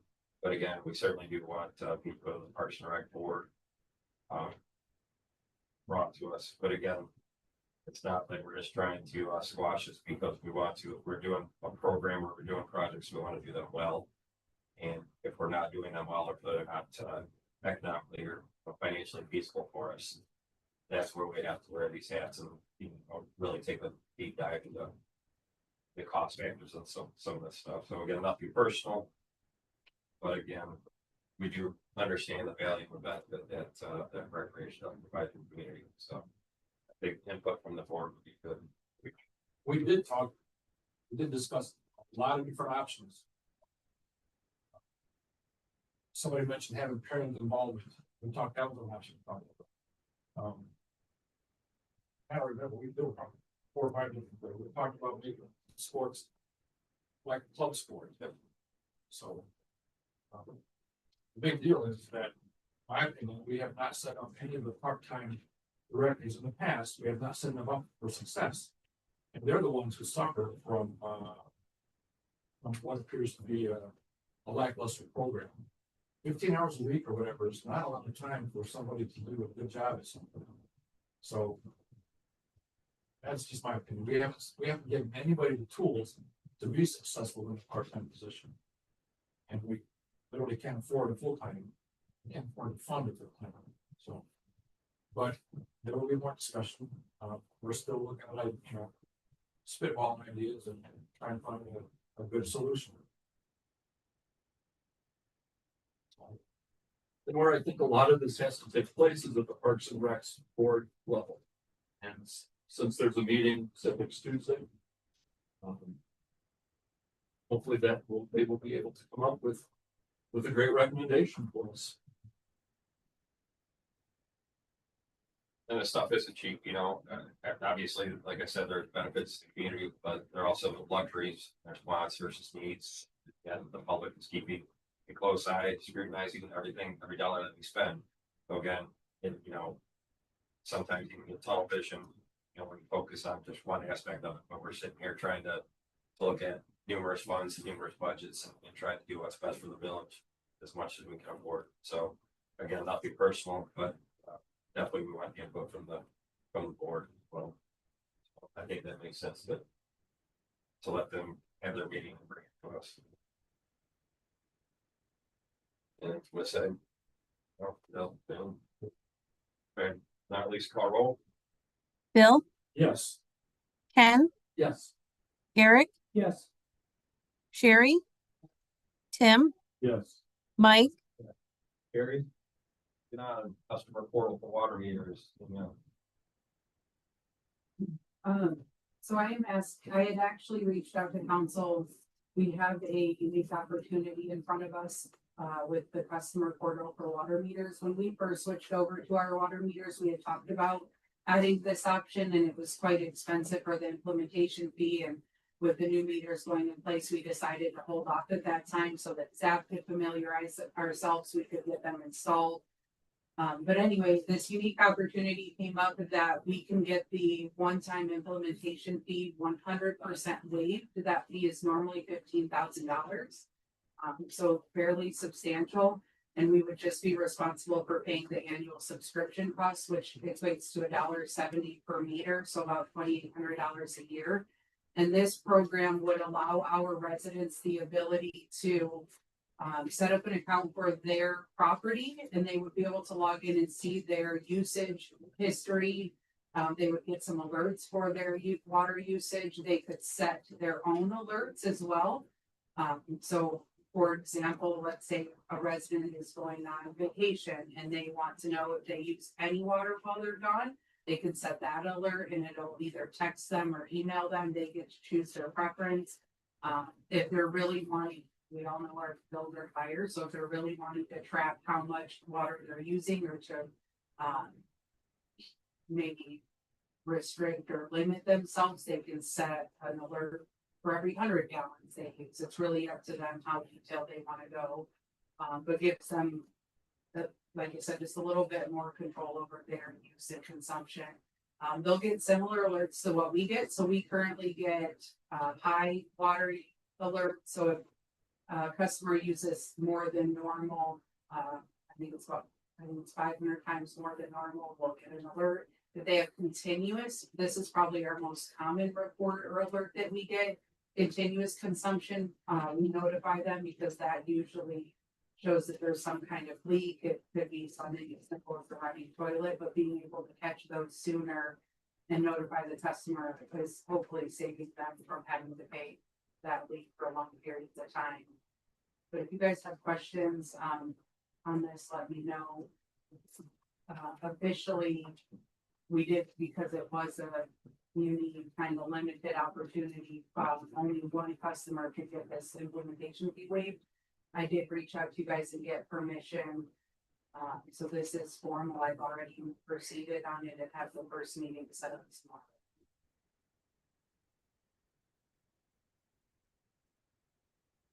So again, going back to, people questioning the, water rates, et cetera, this is a good way to be transparent. It's a good way for, in real time for our customers, our residents to see where they're at, how much they're spending, how much usage they have. Again, we've had times where people had a leak and we've had to sit down as council and say, we're gonna write this off, or we're gonna work with you, et cetera.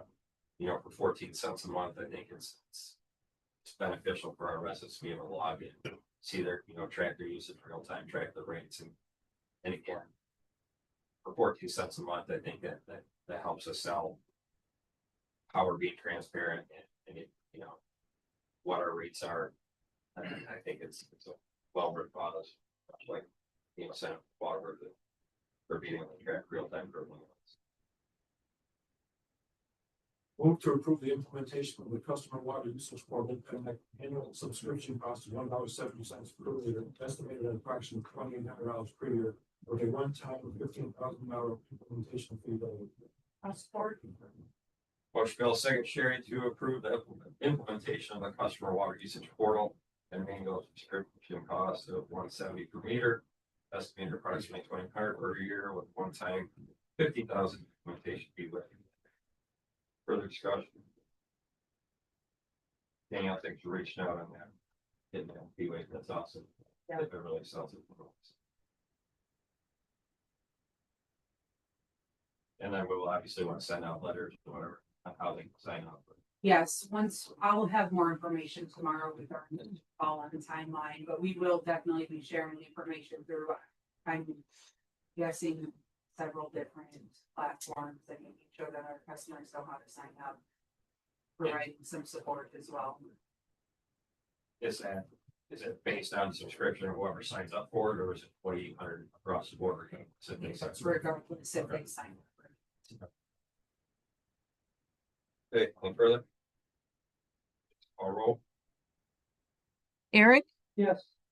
Tim, Ken, Yes. Sherry. Yeah. Bill. Yeah. Mike, Very. 7, special liquor license application. Go down another round.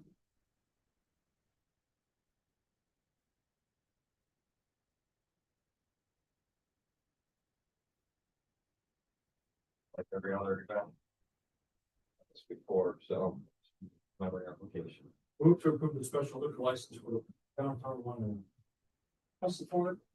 Motion Bill second, Eric, to approve the special liquor license for the downtown library. Discussion. All right, please call roll. Sherry, Yes. Ken, Yes. Tim, Eric. Yeah. Bill, Mike, Carried. Number 8. Ordinance for regarding the 1.5% fee. One. Not back collected, getting held turned over. But I was going to work on amendment to chapter 10, because in section 2, it references ordinance 67.1 that does not exist.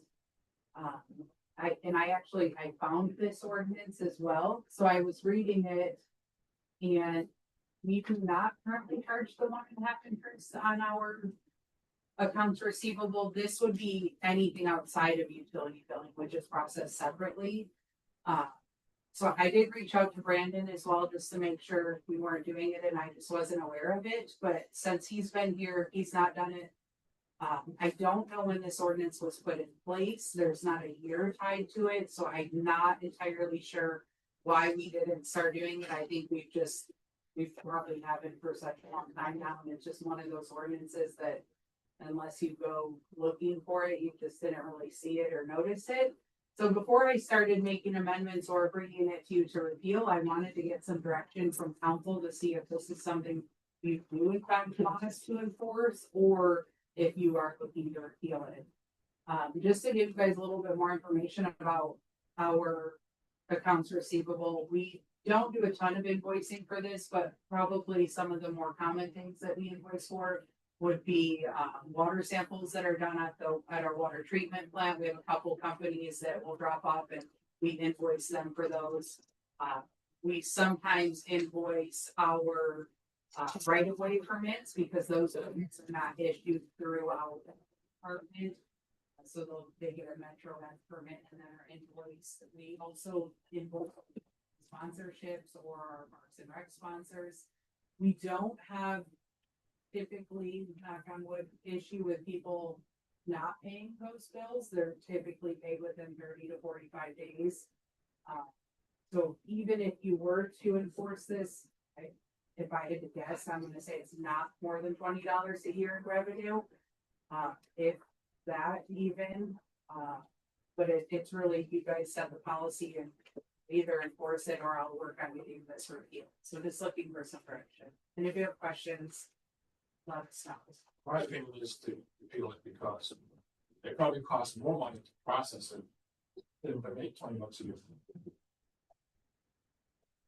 If you wanted my recommendation, it would be to repeal this ordinance as well. So I mean, ultimately, I will do whatever and support you guys, whatever decision you make, but I. And that's not even real clear to say I have a water bill. We already tack on a late fee, right? So now we're tacking on the 1.5% on top of that. We obviously. Well, this is accounts receivable, not including. Not including. Yeah, It's not, I mean, yeah. It's but very it vague. is very vague, yes. Yeah. Or with the gentleman down there, great. Yeah, it's, It costs more to say remove the it. time, give it. Move to direct staff to prepare a repeal ordinance for council consideration at the June direction. Or Coach Bill, second Eric, to direct staff to prepare repealing ordinance for council consideration regarding ordinance and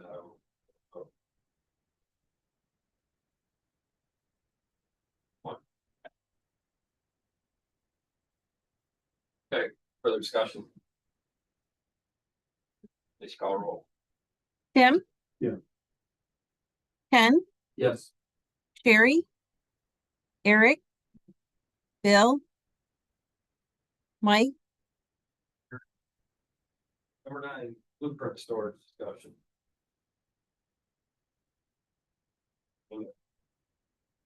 during our budget process, we had requested some funding we requested $14,000 for funding to purchase some kind of racks or storage for our blueprints.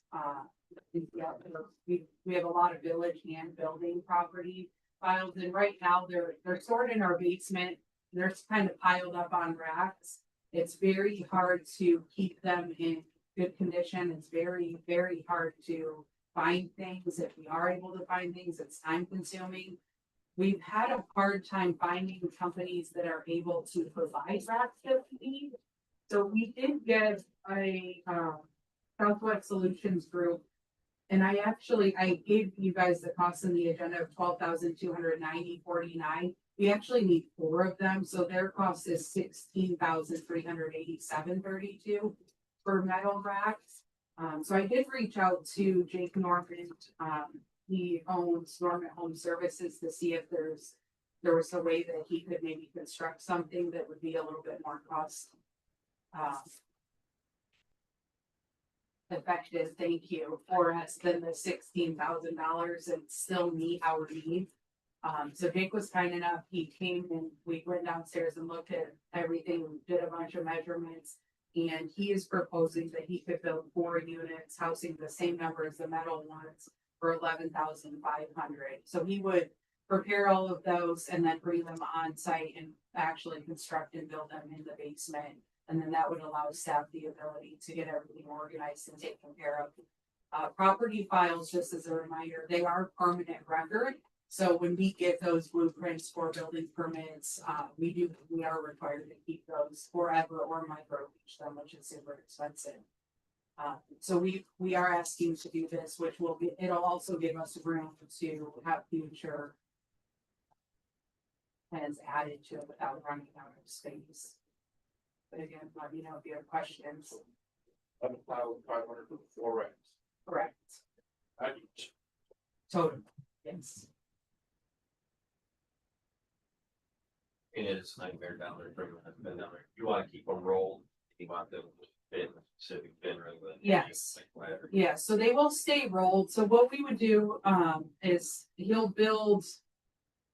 Do you guys have a picture of the metal racks and the agenda? I think there are. So the wood ones will be similar to what Jake's doing. So it'll be a large rack that has little square slots. And each of those slots will be labeled and the rolled maps will go into them. And then we'll have a master list that says, I don't know if we're gonna do numbers or we'll probably do numbers, but like slot 1 is 123, I'm making this up, 123 Railroad Street plans. And then we'll be able to actually search and when we need something, go down there and find it, and it'll keep them from getting crinkled up and damaged. Is kind of our plan.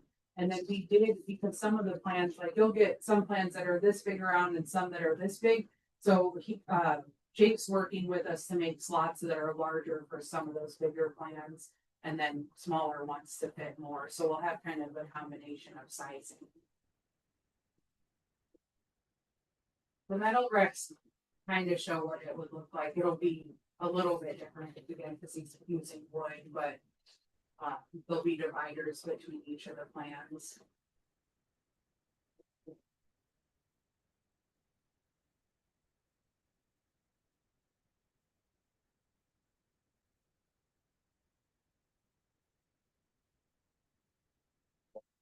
Comments? Does that leave at 192 times 4, it's like 768? Does that leave room for future? Yes. Where are we currently at? They're literally in a pile. If any of you would ever like to see the current situation, I'd be more than happy to show you. I don't know the number, but we did kind of we roughly calculated.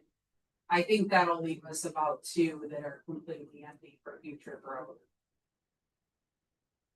That's the next question. If we do close on, what we have.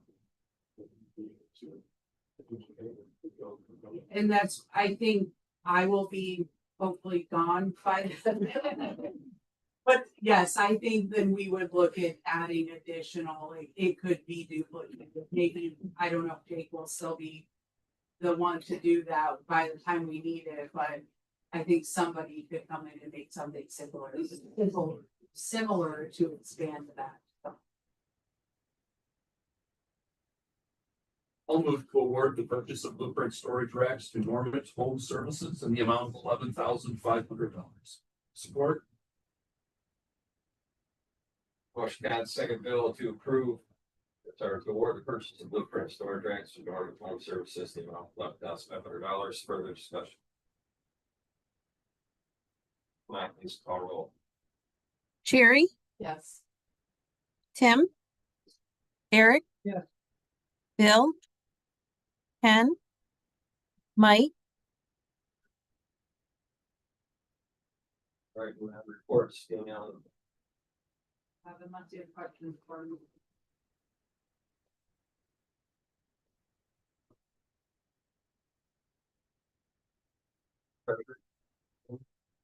Questions for Brandon? No, police department chief. Nothing. Any questions for chief? Thanks for the reports.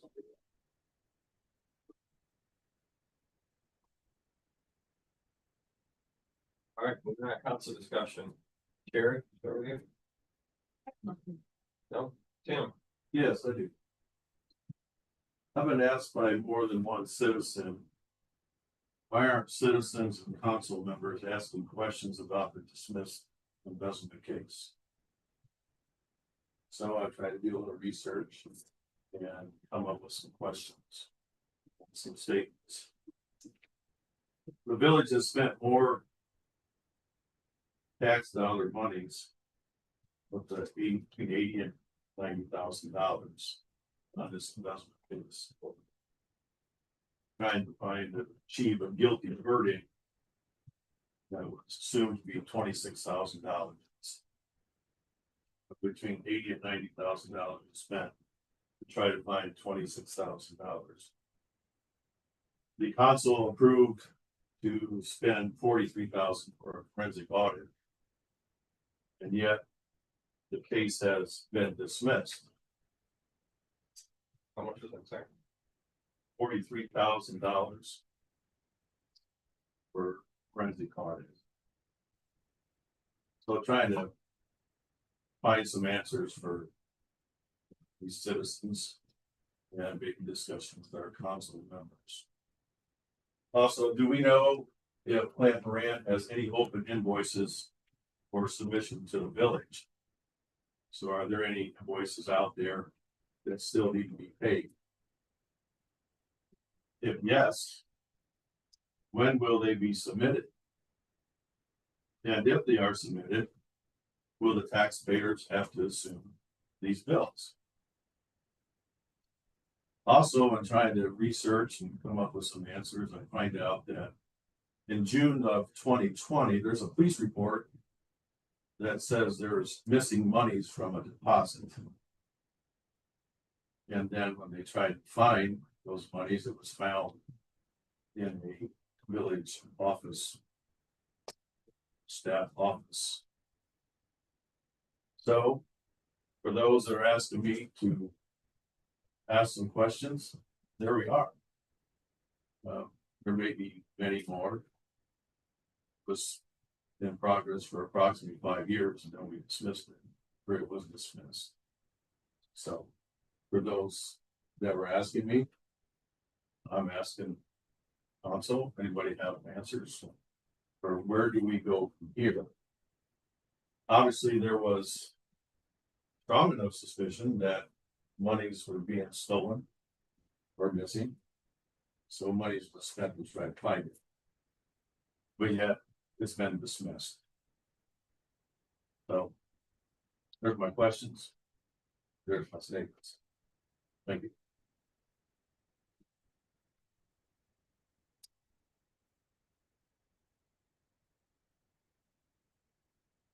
Well, I'm not gonna say too much regarding and beyond my position, so I'd like to hear, but again, I do appreciate you asking those questions, those questions. I do feel like those are questions that probably should be asked by council. Obviously by our public or taxpayers, because that money has been spent. Again, like I said earlier, public watches everything we do, and rightfully so, with a very keen eye.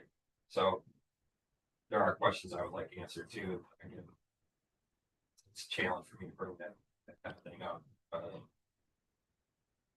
well, I agree with you. There are probably some unanswered questions or some closure to this whole process that we probably should do some research on. That's all I'm gonna say about it. I myself have had a couple residents ask, is that it?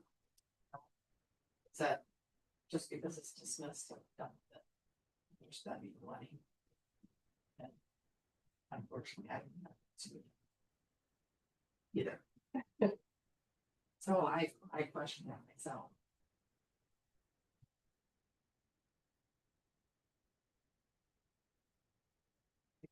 So like have an answer, I just don't get it.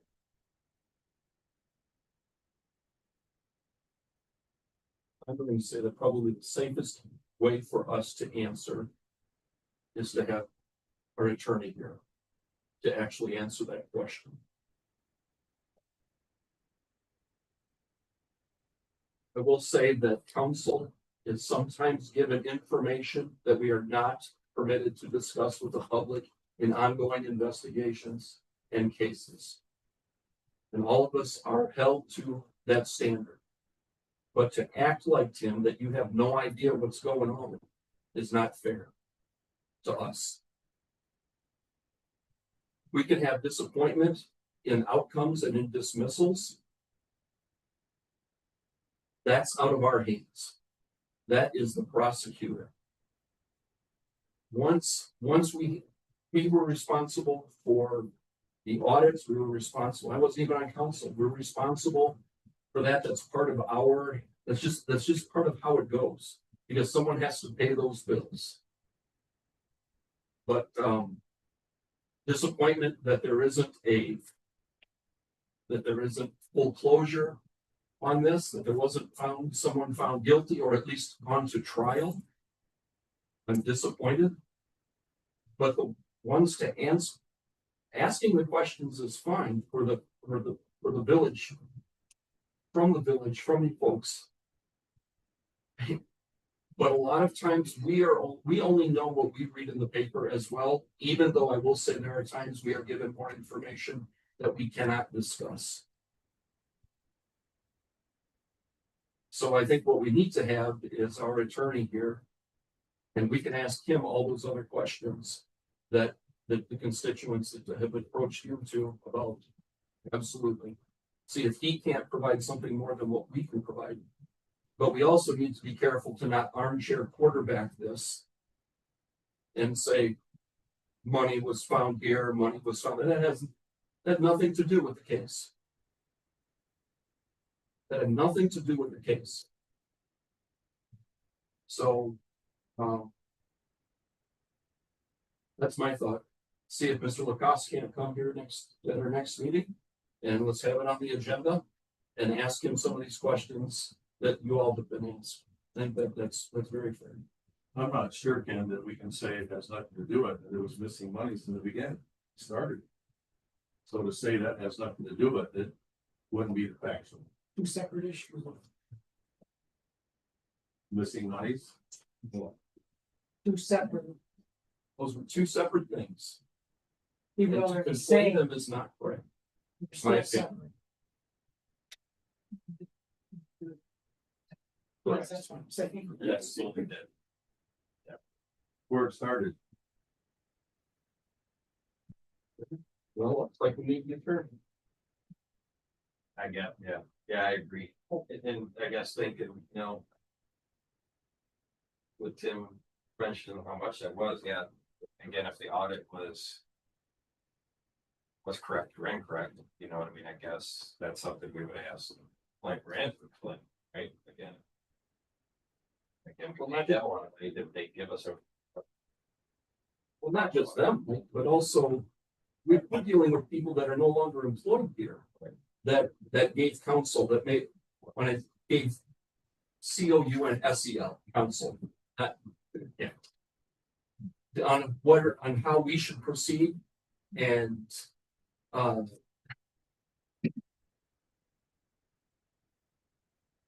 yeah, that would not be good. I don't think we would end up, nothing would be resolved by that. But I do think that having our attorney here to answer some of those other questions, to try to bring some closure, is the next step. I think that is the next step. But I am not interested in rehashing the entire thing, the entire case, the entire audits. And I would tend to think that if there were open invoices from Plant Moran, we would have had them by now. But I guess part of what frustrates me is just the way that you asked the question. As if there's some sort of malfeasance continuing or some sort of incompetence, and that frustrates me. Is there a right way to ask it? It doesn't. Yeah, there matter. is. Yeah, it does probably matter how I does. ask it. It's not gonna be. Well, I don't know about that. I think so. Okay. I'm just looking for facts. Right?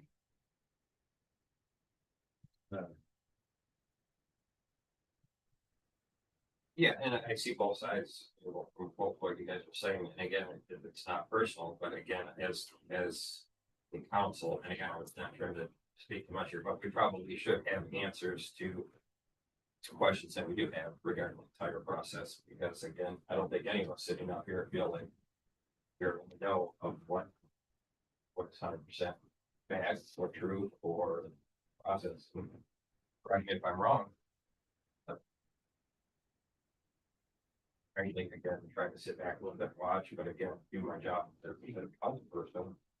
I do have a lot of questions on how did we get here and where we are, and I'm sure the residents do too, and you all should as well, because I don't think you guys have the answers to this entire issue. Well, when resident come and approaches and asks about it, like, Let's talk to the prosecutor. And it was, my understanding is we even had 2 different prosecutors. Isn't that correct? Yeah, so information is being shuffled between people. And it is out of our hands. And sometimes the answer is, this is the best answer I've got. Pretty crappy answer. It's absolutely, it's a terrible answer to be able to give. Well, I appreciate you bringing that up. Personally. I think we have every right to know the ins and outs, especially again, due diligence, not only for as council, that is our job. And we owe that to ourselves, we owe that to our taxpayers, to our community. We also owe it to a former employee.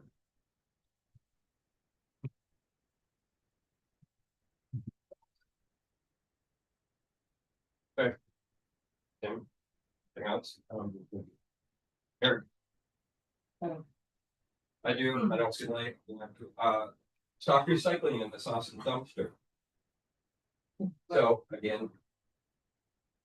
Brent knew this, I knew this, all right, so we either need more dumpsters or we need a solution or it needs to go away, because there's garbage being dumped there, they're taking our stuff. Garbage, it's backed up, it's overflowing, they're taking their stuff to the DPW dumpster. And again, you give somebody a dime and they want $1, and all I hear or all I read is about how negative this is, because people can't use the darn thing that's supposed to be a benefit. And frankly, I'm tired of them, friend. So either it's gonna work or let's get rid of it. I don't think we should. I was gonna talk about that too. I think the second dumpster might be helpful. And I also think that the pickup schedule might change slowly. Picking up on emptying on Tuesday and then again on Thursday, it's kind of close between them. So it should be either Monday and Thursday or Tuesday and Tuesday and Friday or Monday and Thursday. It should be Tuesday, Friday. But it's Tuesday, Thursday. It's supposed to be Tuesday, Friday, so I'll check on that. I did actually talk to Kim with the county last Tuesday. And I did share, I had previously sent Julie some photos. I had a meeting with Kim, so that's why I talked to her for separate items. But I did ask her about additional pickups and or an additional dumpster. I think probably an additional dumpster is, we're just gonna see the same thing, but with 2 dumpsters instead of 1, personally, is what I think. But this is a county program. We worked with them. We were very upfront with them from the beginning that we do this, but that we would, if we had issues, exercise our right to terminate the agreement. So they're aware of that. But when I talked to her Tuesday, she was going to look into it with there's a committee that's tied to this program to see what they could afford to do or what other options to help support us and get back to us. So I'd like to give her the opportunity to do that, since I had already reached out to her last Tuesday before the meeting tonight. I will definitely let you know if we find out, and then if it is nothing and you guys want to move forward with terminating, I can prepare that notice and get that over to them. I will say the very first day that it was delivered, I thought, okay, I'll take some boxes there. I seen it there in the morning. I went in the evening to put boxes, and I do break all my boxes down, just so you know. And I was shocked at the size, how small it was, for whoever wants to bring recyclable stuff there. And one end was already propped up, and I looked at that, and it was, I don't know, glass and stuff like that. Even though it didn't indicate which end was whatever, and the other was cardboard. And I did get my stuff in there after shuffling other people's broken down boxes around. But I saw you jumping up and down on it. I wasn't there now. And I just thought, and this is just the first day. I think it's a few bad actors that jeopardizing for everybody. Breaking down boxes, somebody mentioned this, put styrofoam out there, I told you, I picked up some styrofoam sitting out there. Still. But, you know, there needs to be a little common courtesy, respect. This is truly a benefit. Use it, it's gonna go away. Who would rather take their stuff to Avery or someplace else to recycle it than right here in Blissfield? I went to Adrian the other day, because I was thinking of trying that. And it's, And I was going to Adrian, so. but it truly is benefit. We're gonna do that.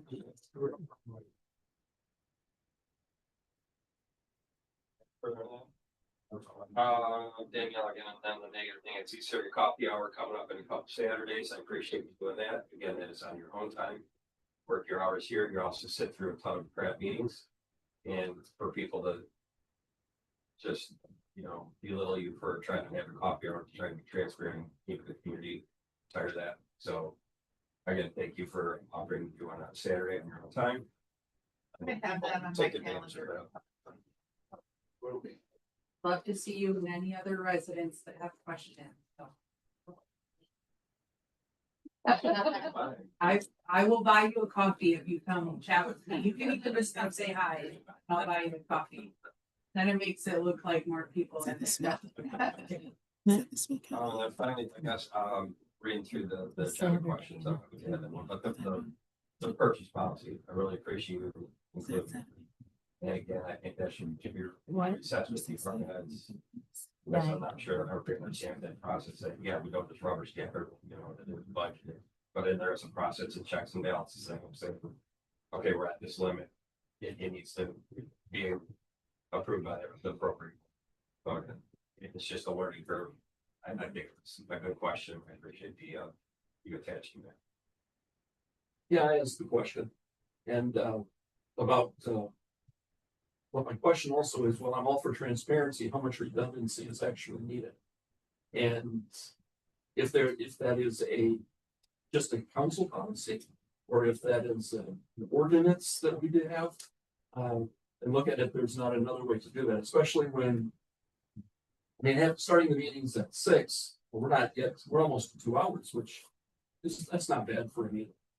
But if there's something that we can do to look at the redundancies, so as just to help the purchasing process, as well as getting the items that the folks need to do their job, then I'm all for them.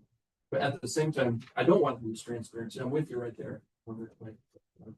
We can do something with that. I'm willing to look at that. And again, there's purchase limits, and we have to discuss it as a board, you know, a couple of times, and we thought those amounts were justifiable to allow them to do their jobs, or staff to do their jobs, but also, again, a large scale picture project or purchase, you know.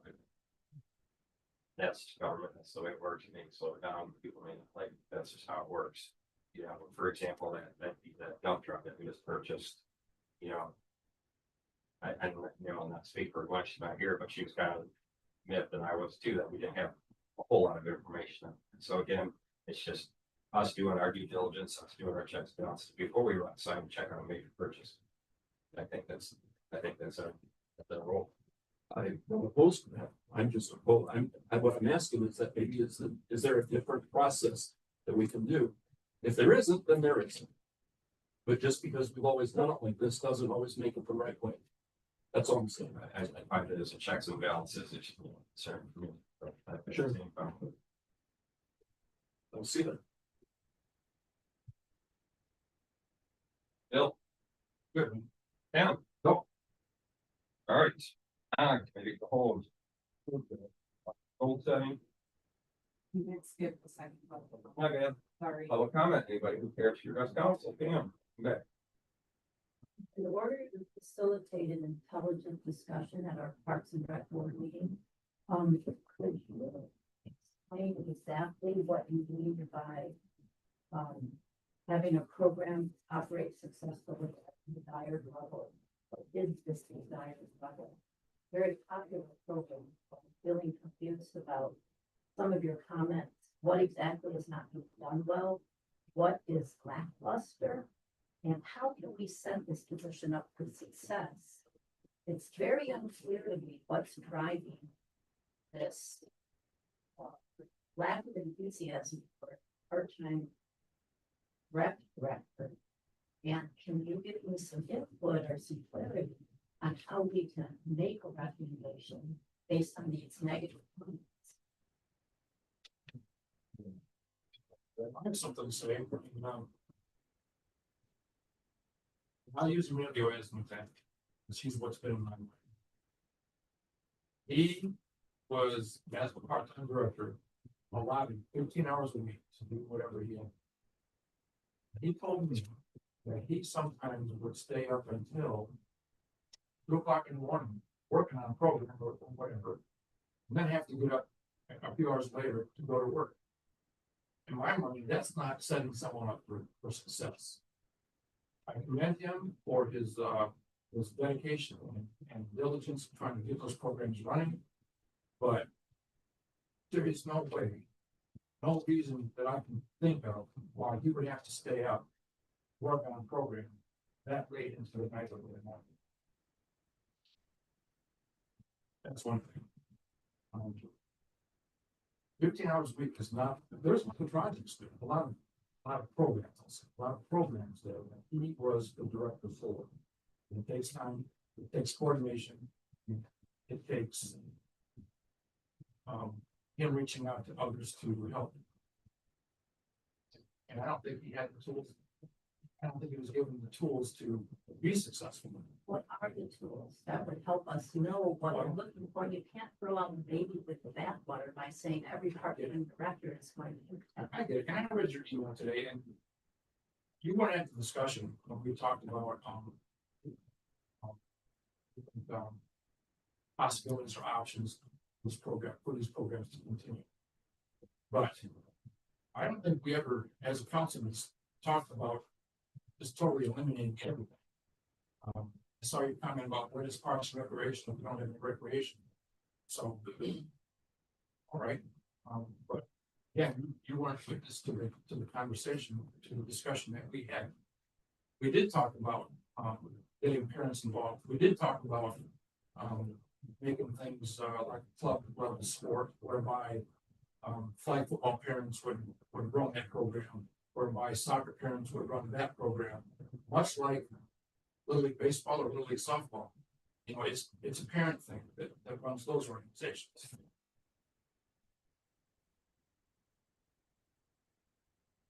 I think Emilio was the scapegoat.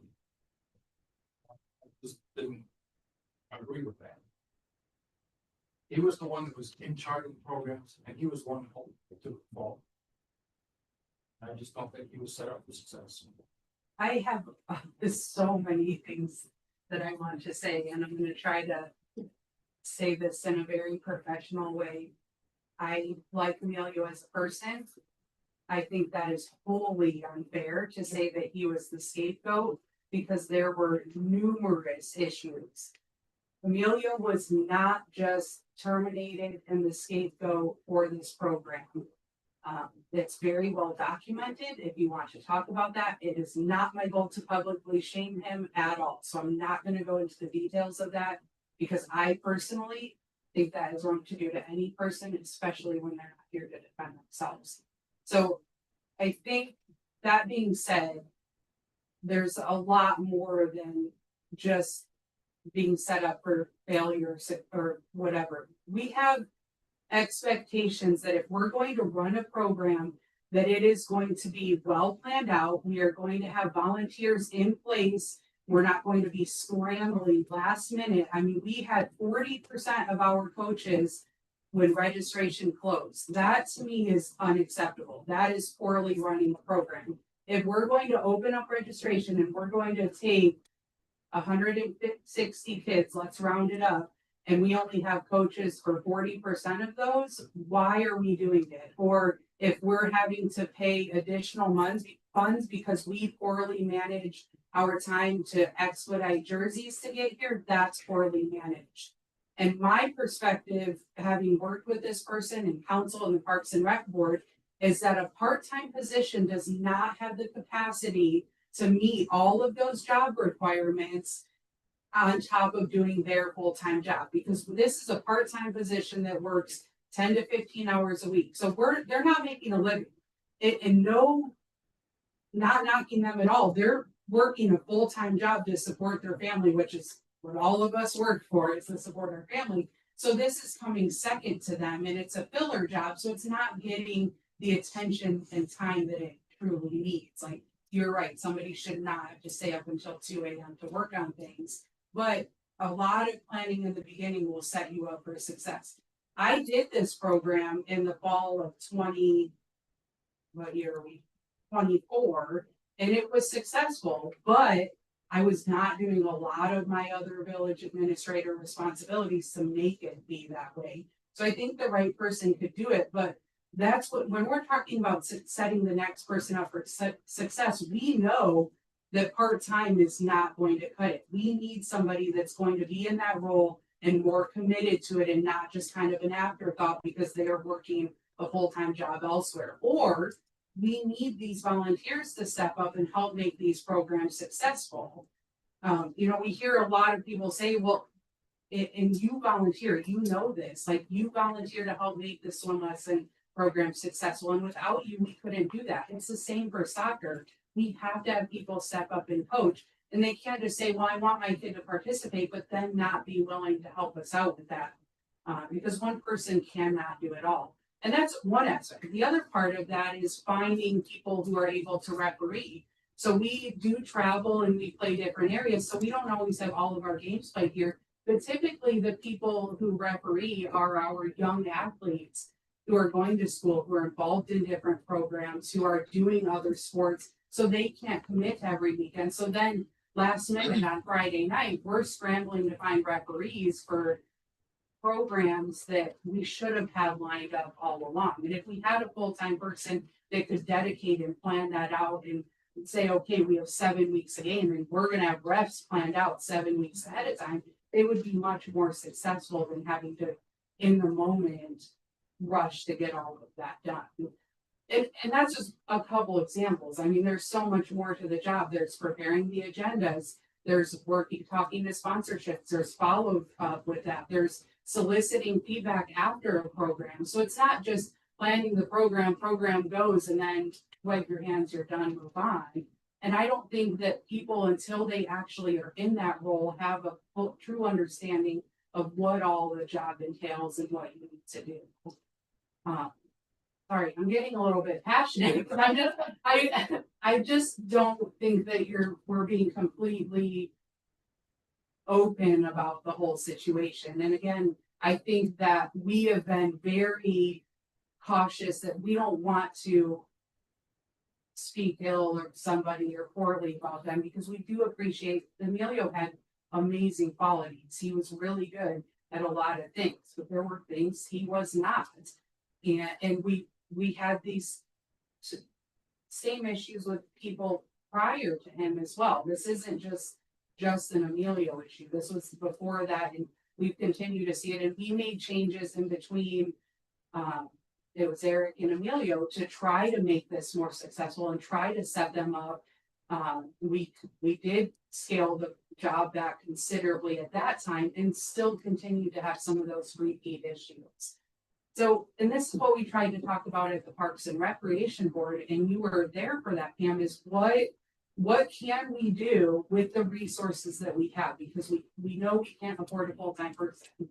And that's, I mean, right from the bat, Parks and Rec said, we want to keep youth programs, adults can be run by themselves. So focus on that, and how can you do that and make a recommendation to council? But on the flip side, council has to be realistic and staff has to be realistic that I don't have the ability to micromanage, nor do I want to micromanage somebody to make sure that they're doing their job that we need them to do. And again, I don't know, I've said this, we recognize that it's part-time, so they're probably going to have some other employment to support their family. I don't know anybody that can come in and be like, I'll make $20 an hour for 10 hours a week. But there's just a lot of pieces to it, I guess. I don't know I can answer questions if you have it, but I feel like I said a lot. And how long have you been on the Parks and Rec board? I thought you were pretty recent. But just about, you've been a volunteer. I've before. been a volunteer practically my whole life, but I do want to say, I'm not arguing with you guys or fighting against you. I just want there to continue youth sports, and I'm well aware, having been in charge of volunteers before, how difficult it is. Perhaps we can think about a hybrid model where it's a pared down description, more parent volunteer than just a stipend as opposed to actual position, which would help with the budget and maybe gives people the incentive. Are the coaches paid? They're not paid, right? They're volunteers. Coaches get one child that plays for free, and that's kind of our way of saying thank you for helping out. We appreciate it. But they do not get a wage or anything. Our referees are paid, they're paid $20 per game that they ref. How are you trying to work on the referee? Do they have to be trained according to like MLS? Our local leagues do not require them to be official, like certified referees, but they are required to know the rules that we have in place and they should have some general knowledge of the sport. I do agree 100% that parents need to be more involved. It's very frustrating. I mean, even trying to talk to parents to come here and speak up. And I get it. I mean, I have 3 boys. It's hard to juggle a job and to volunteer. But that's where to me, what I'm saying is that if it's important enough for you or your child to do that, you will make time for it. And if it's not, don't ask us to make it a priority, is what I'm saying. And I also, I just want to be clear on the setting up for failure and there were some very clear, there was not a scapegoat. That's fair. Maybe I don't know.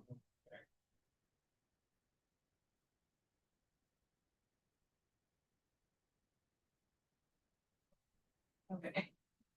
112.26, write that down, because I'm agree with 100%. And you know, I'm like, what am I writing? absolutely, again, we did have good discussion at our committee meeting with some of the Parks and Rec board. And again, this boils down to, and this isn't an insult, you've done a ton of volunteers and been on the board, but sometimes these boards get tunnel vision, right? We're sitting up here trying to look across the board. We're talking a very, very small fund that the Parks and Rec department has, and generally that's offset by general fund, right? So we're trying to balance our budget. We're trying to provide all the program services that we can. We're trying to do it successfully. I've been here 20 some years, and it's not just me, it's been all the previous. It's been a challenge with Ben Brown, Eric, and whoever else has been in that position, because it is a lot. And a lot of it also falls back on our office staff. They're collecting, fees and dues, and they're scheduling and setting. Again, it's not successful. And if it's not successful, much like the DDA programs, we sat down as a board, we said, if people don't start volunteering, and these businesses don't get involved, and people start helping out, you're not going to have a Yule time, right? And then everybody came with torches and pitchforks and flames, blah, blah, blah, right? But you have to have some buy-in. We need the volunteers, we need the parents to get involved. We can't just fund this. Again, these are things that are luxuries. We're struggling to continue keeping a balanced budget. Everybody's watching where we spend and what we spend. So I 100% agree. Recreation is a huge benefit to the community. We don't have a YMCA, anything like that I wish we could have. But again, if we can't do these programs, do them well, where parents are continuously complaining or beating down the doors or sending emails about how terrible our programs are, when we've got volunteers and a part-time director trying to pull them off, is it worth it? They send those nasty parent emails to me and I'll answer. Okay, but again, there's only so much that we can do, only so much we can afford. Okay.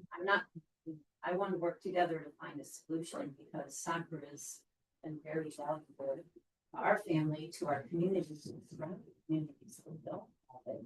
But I'm not asking you to fund it 100%. I'm just trying to understand where you're coming from. So when we have a discussion after us, and rec meeting can be intelligent about it and give you a viable recommendation. It's the preparation of each season. And a lot of it boils down to, if we don't do it well, then we shouldn't do it, Right. the season starts this day, we have this many. um, Games.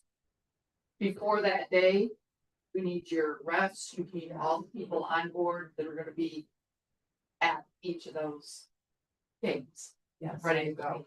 It's like finding teachers for swim lessons. You don't just show up and be like, oh, can you teach today? Right, You have right. that all in place, And that all has to be, and that's how you make a successful program is. Everything is done prior to that day of the beginning of the season. Well, thank you. You've given me a lot to think about and to consider for going forward with our Parks and Rec board meeting, and hopefully we can make a recommendation that serves everybody, mostly our kids. That's kind of what I do. It looks like soccer is probably one of the most successful things that Parks and Rec have done. It seems to be. So. I guess most kids are. Frankly, I would like to see both adult and youth, opportunities and that support to a successful community. But again, cost factors, volunteers and time commitments. Again, we burn people out because there's only a select few that decide to step up when they get burned out and they're done, right? On top of everybody else that's complaining about how miserable the programs are and how terribly they're being run, right? So again, we're also competing with other municipalities, with other, private organizations, again, much like Bill's alluded to, Little League and all the travel sports, things like that. So it is a challenge in a small town to provide a good service and do it well and have enough people to contribute, participate. So that is a lot of it.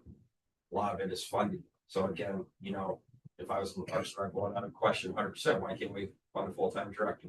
But sitting up here, we need another police officer, we need another DPW employee, this office staff can use part-time help up there.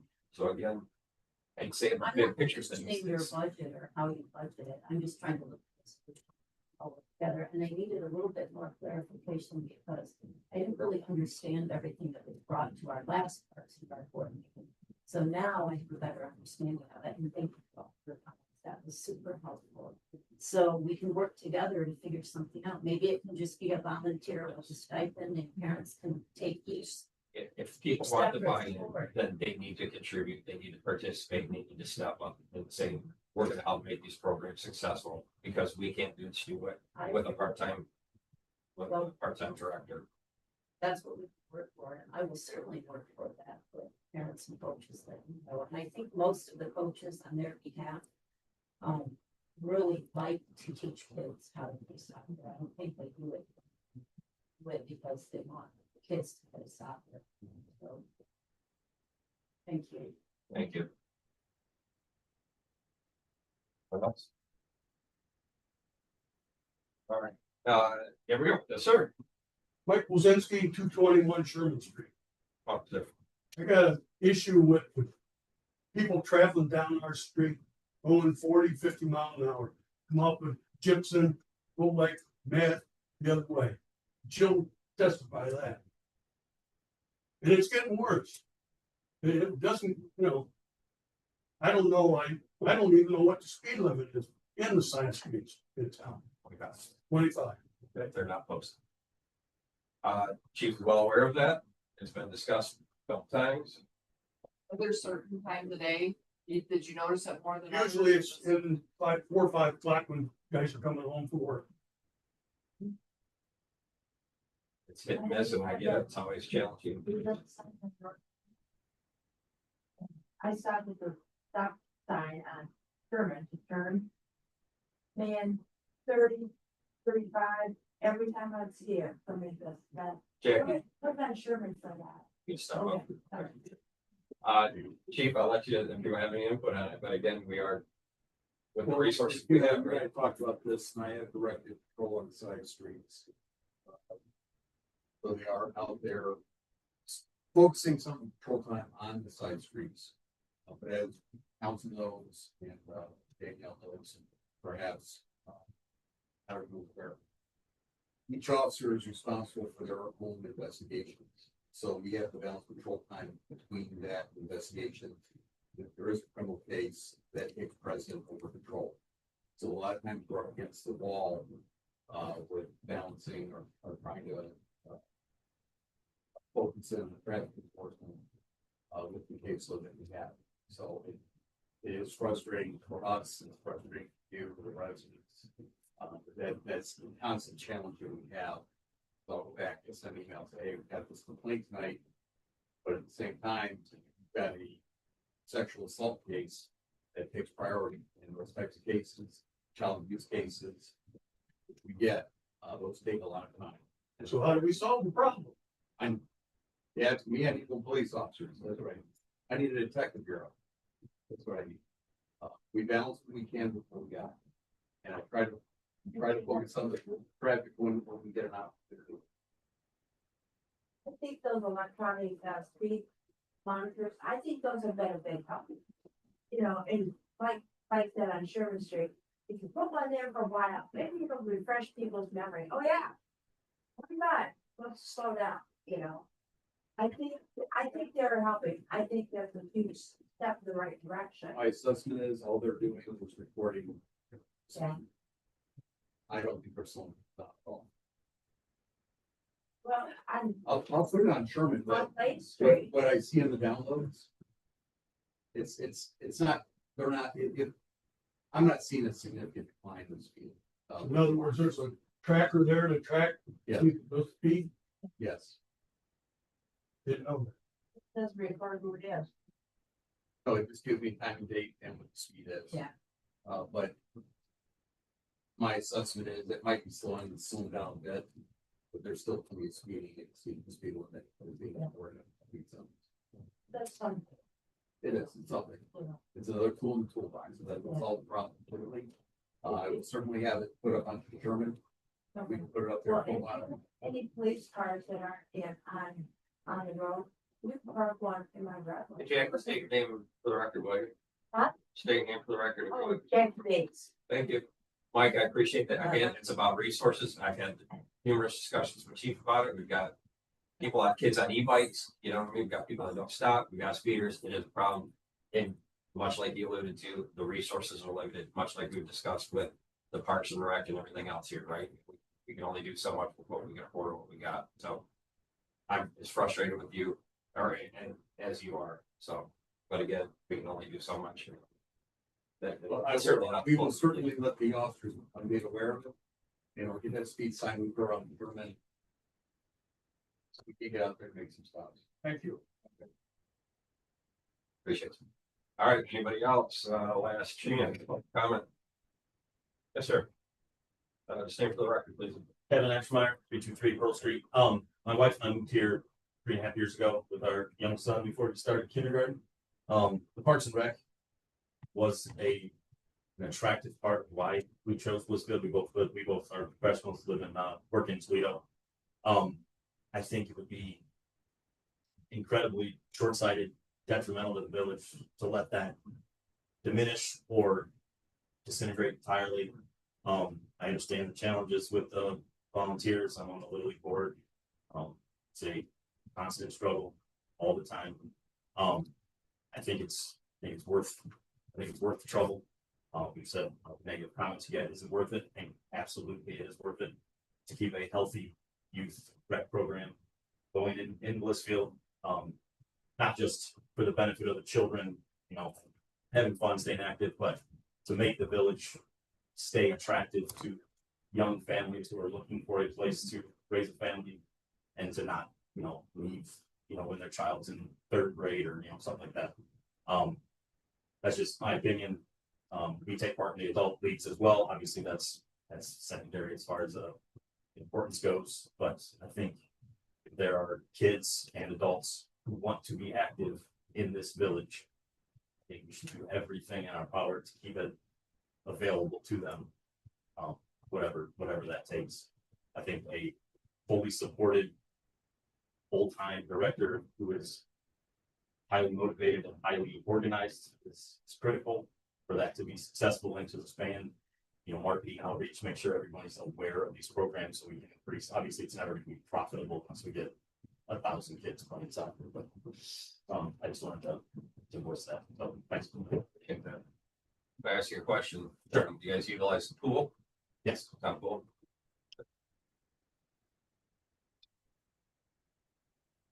Okay, last chance, anything for the public? That's true. All right, moving on. We do have a committee meeting that I spoke of January 19th. We're gonna talk about our goal setting for the year. Anything else that we need to add? Anybody gonna be here? Everybody be here?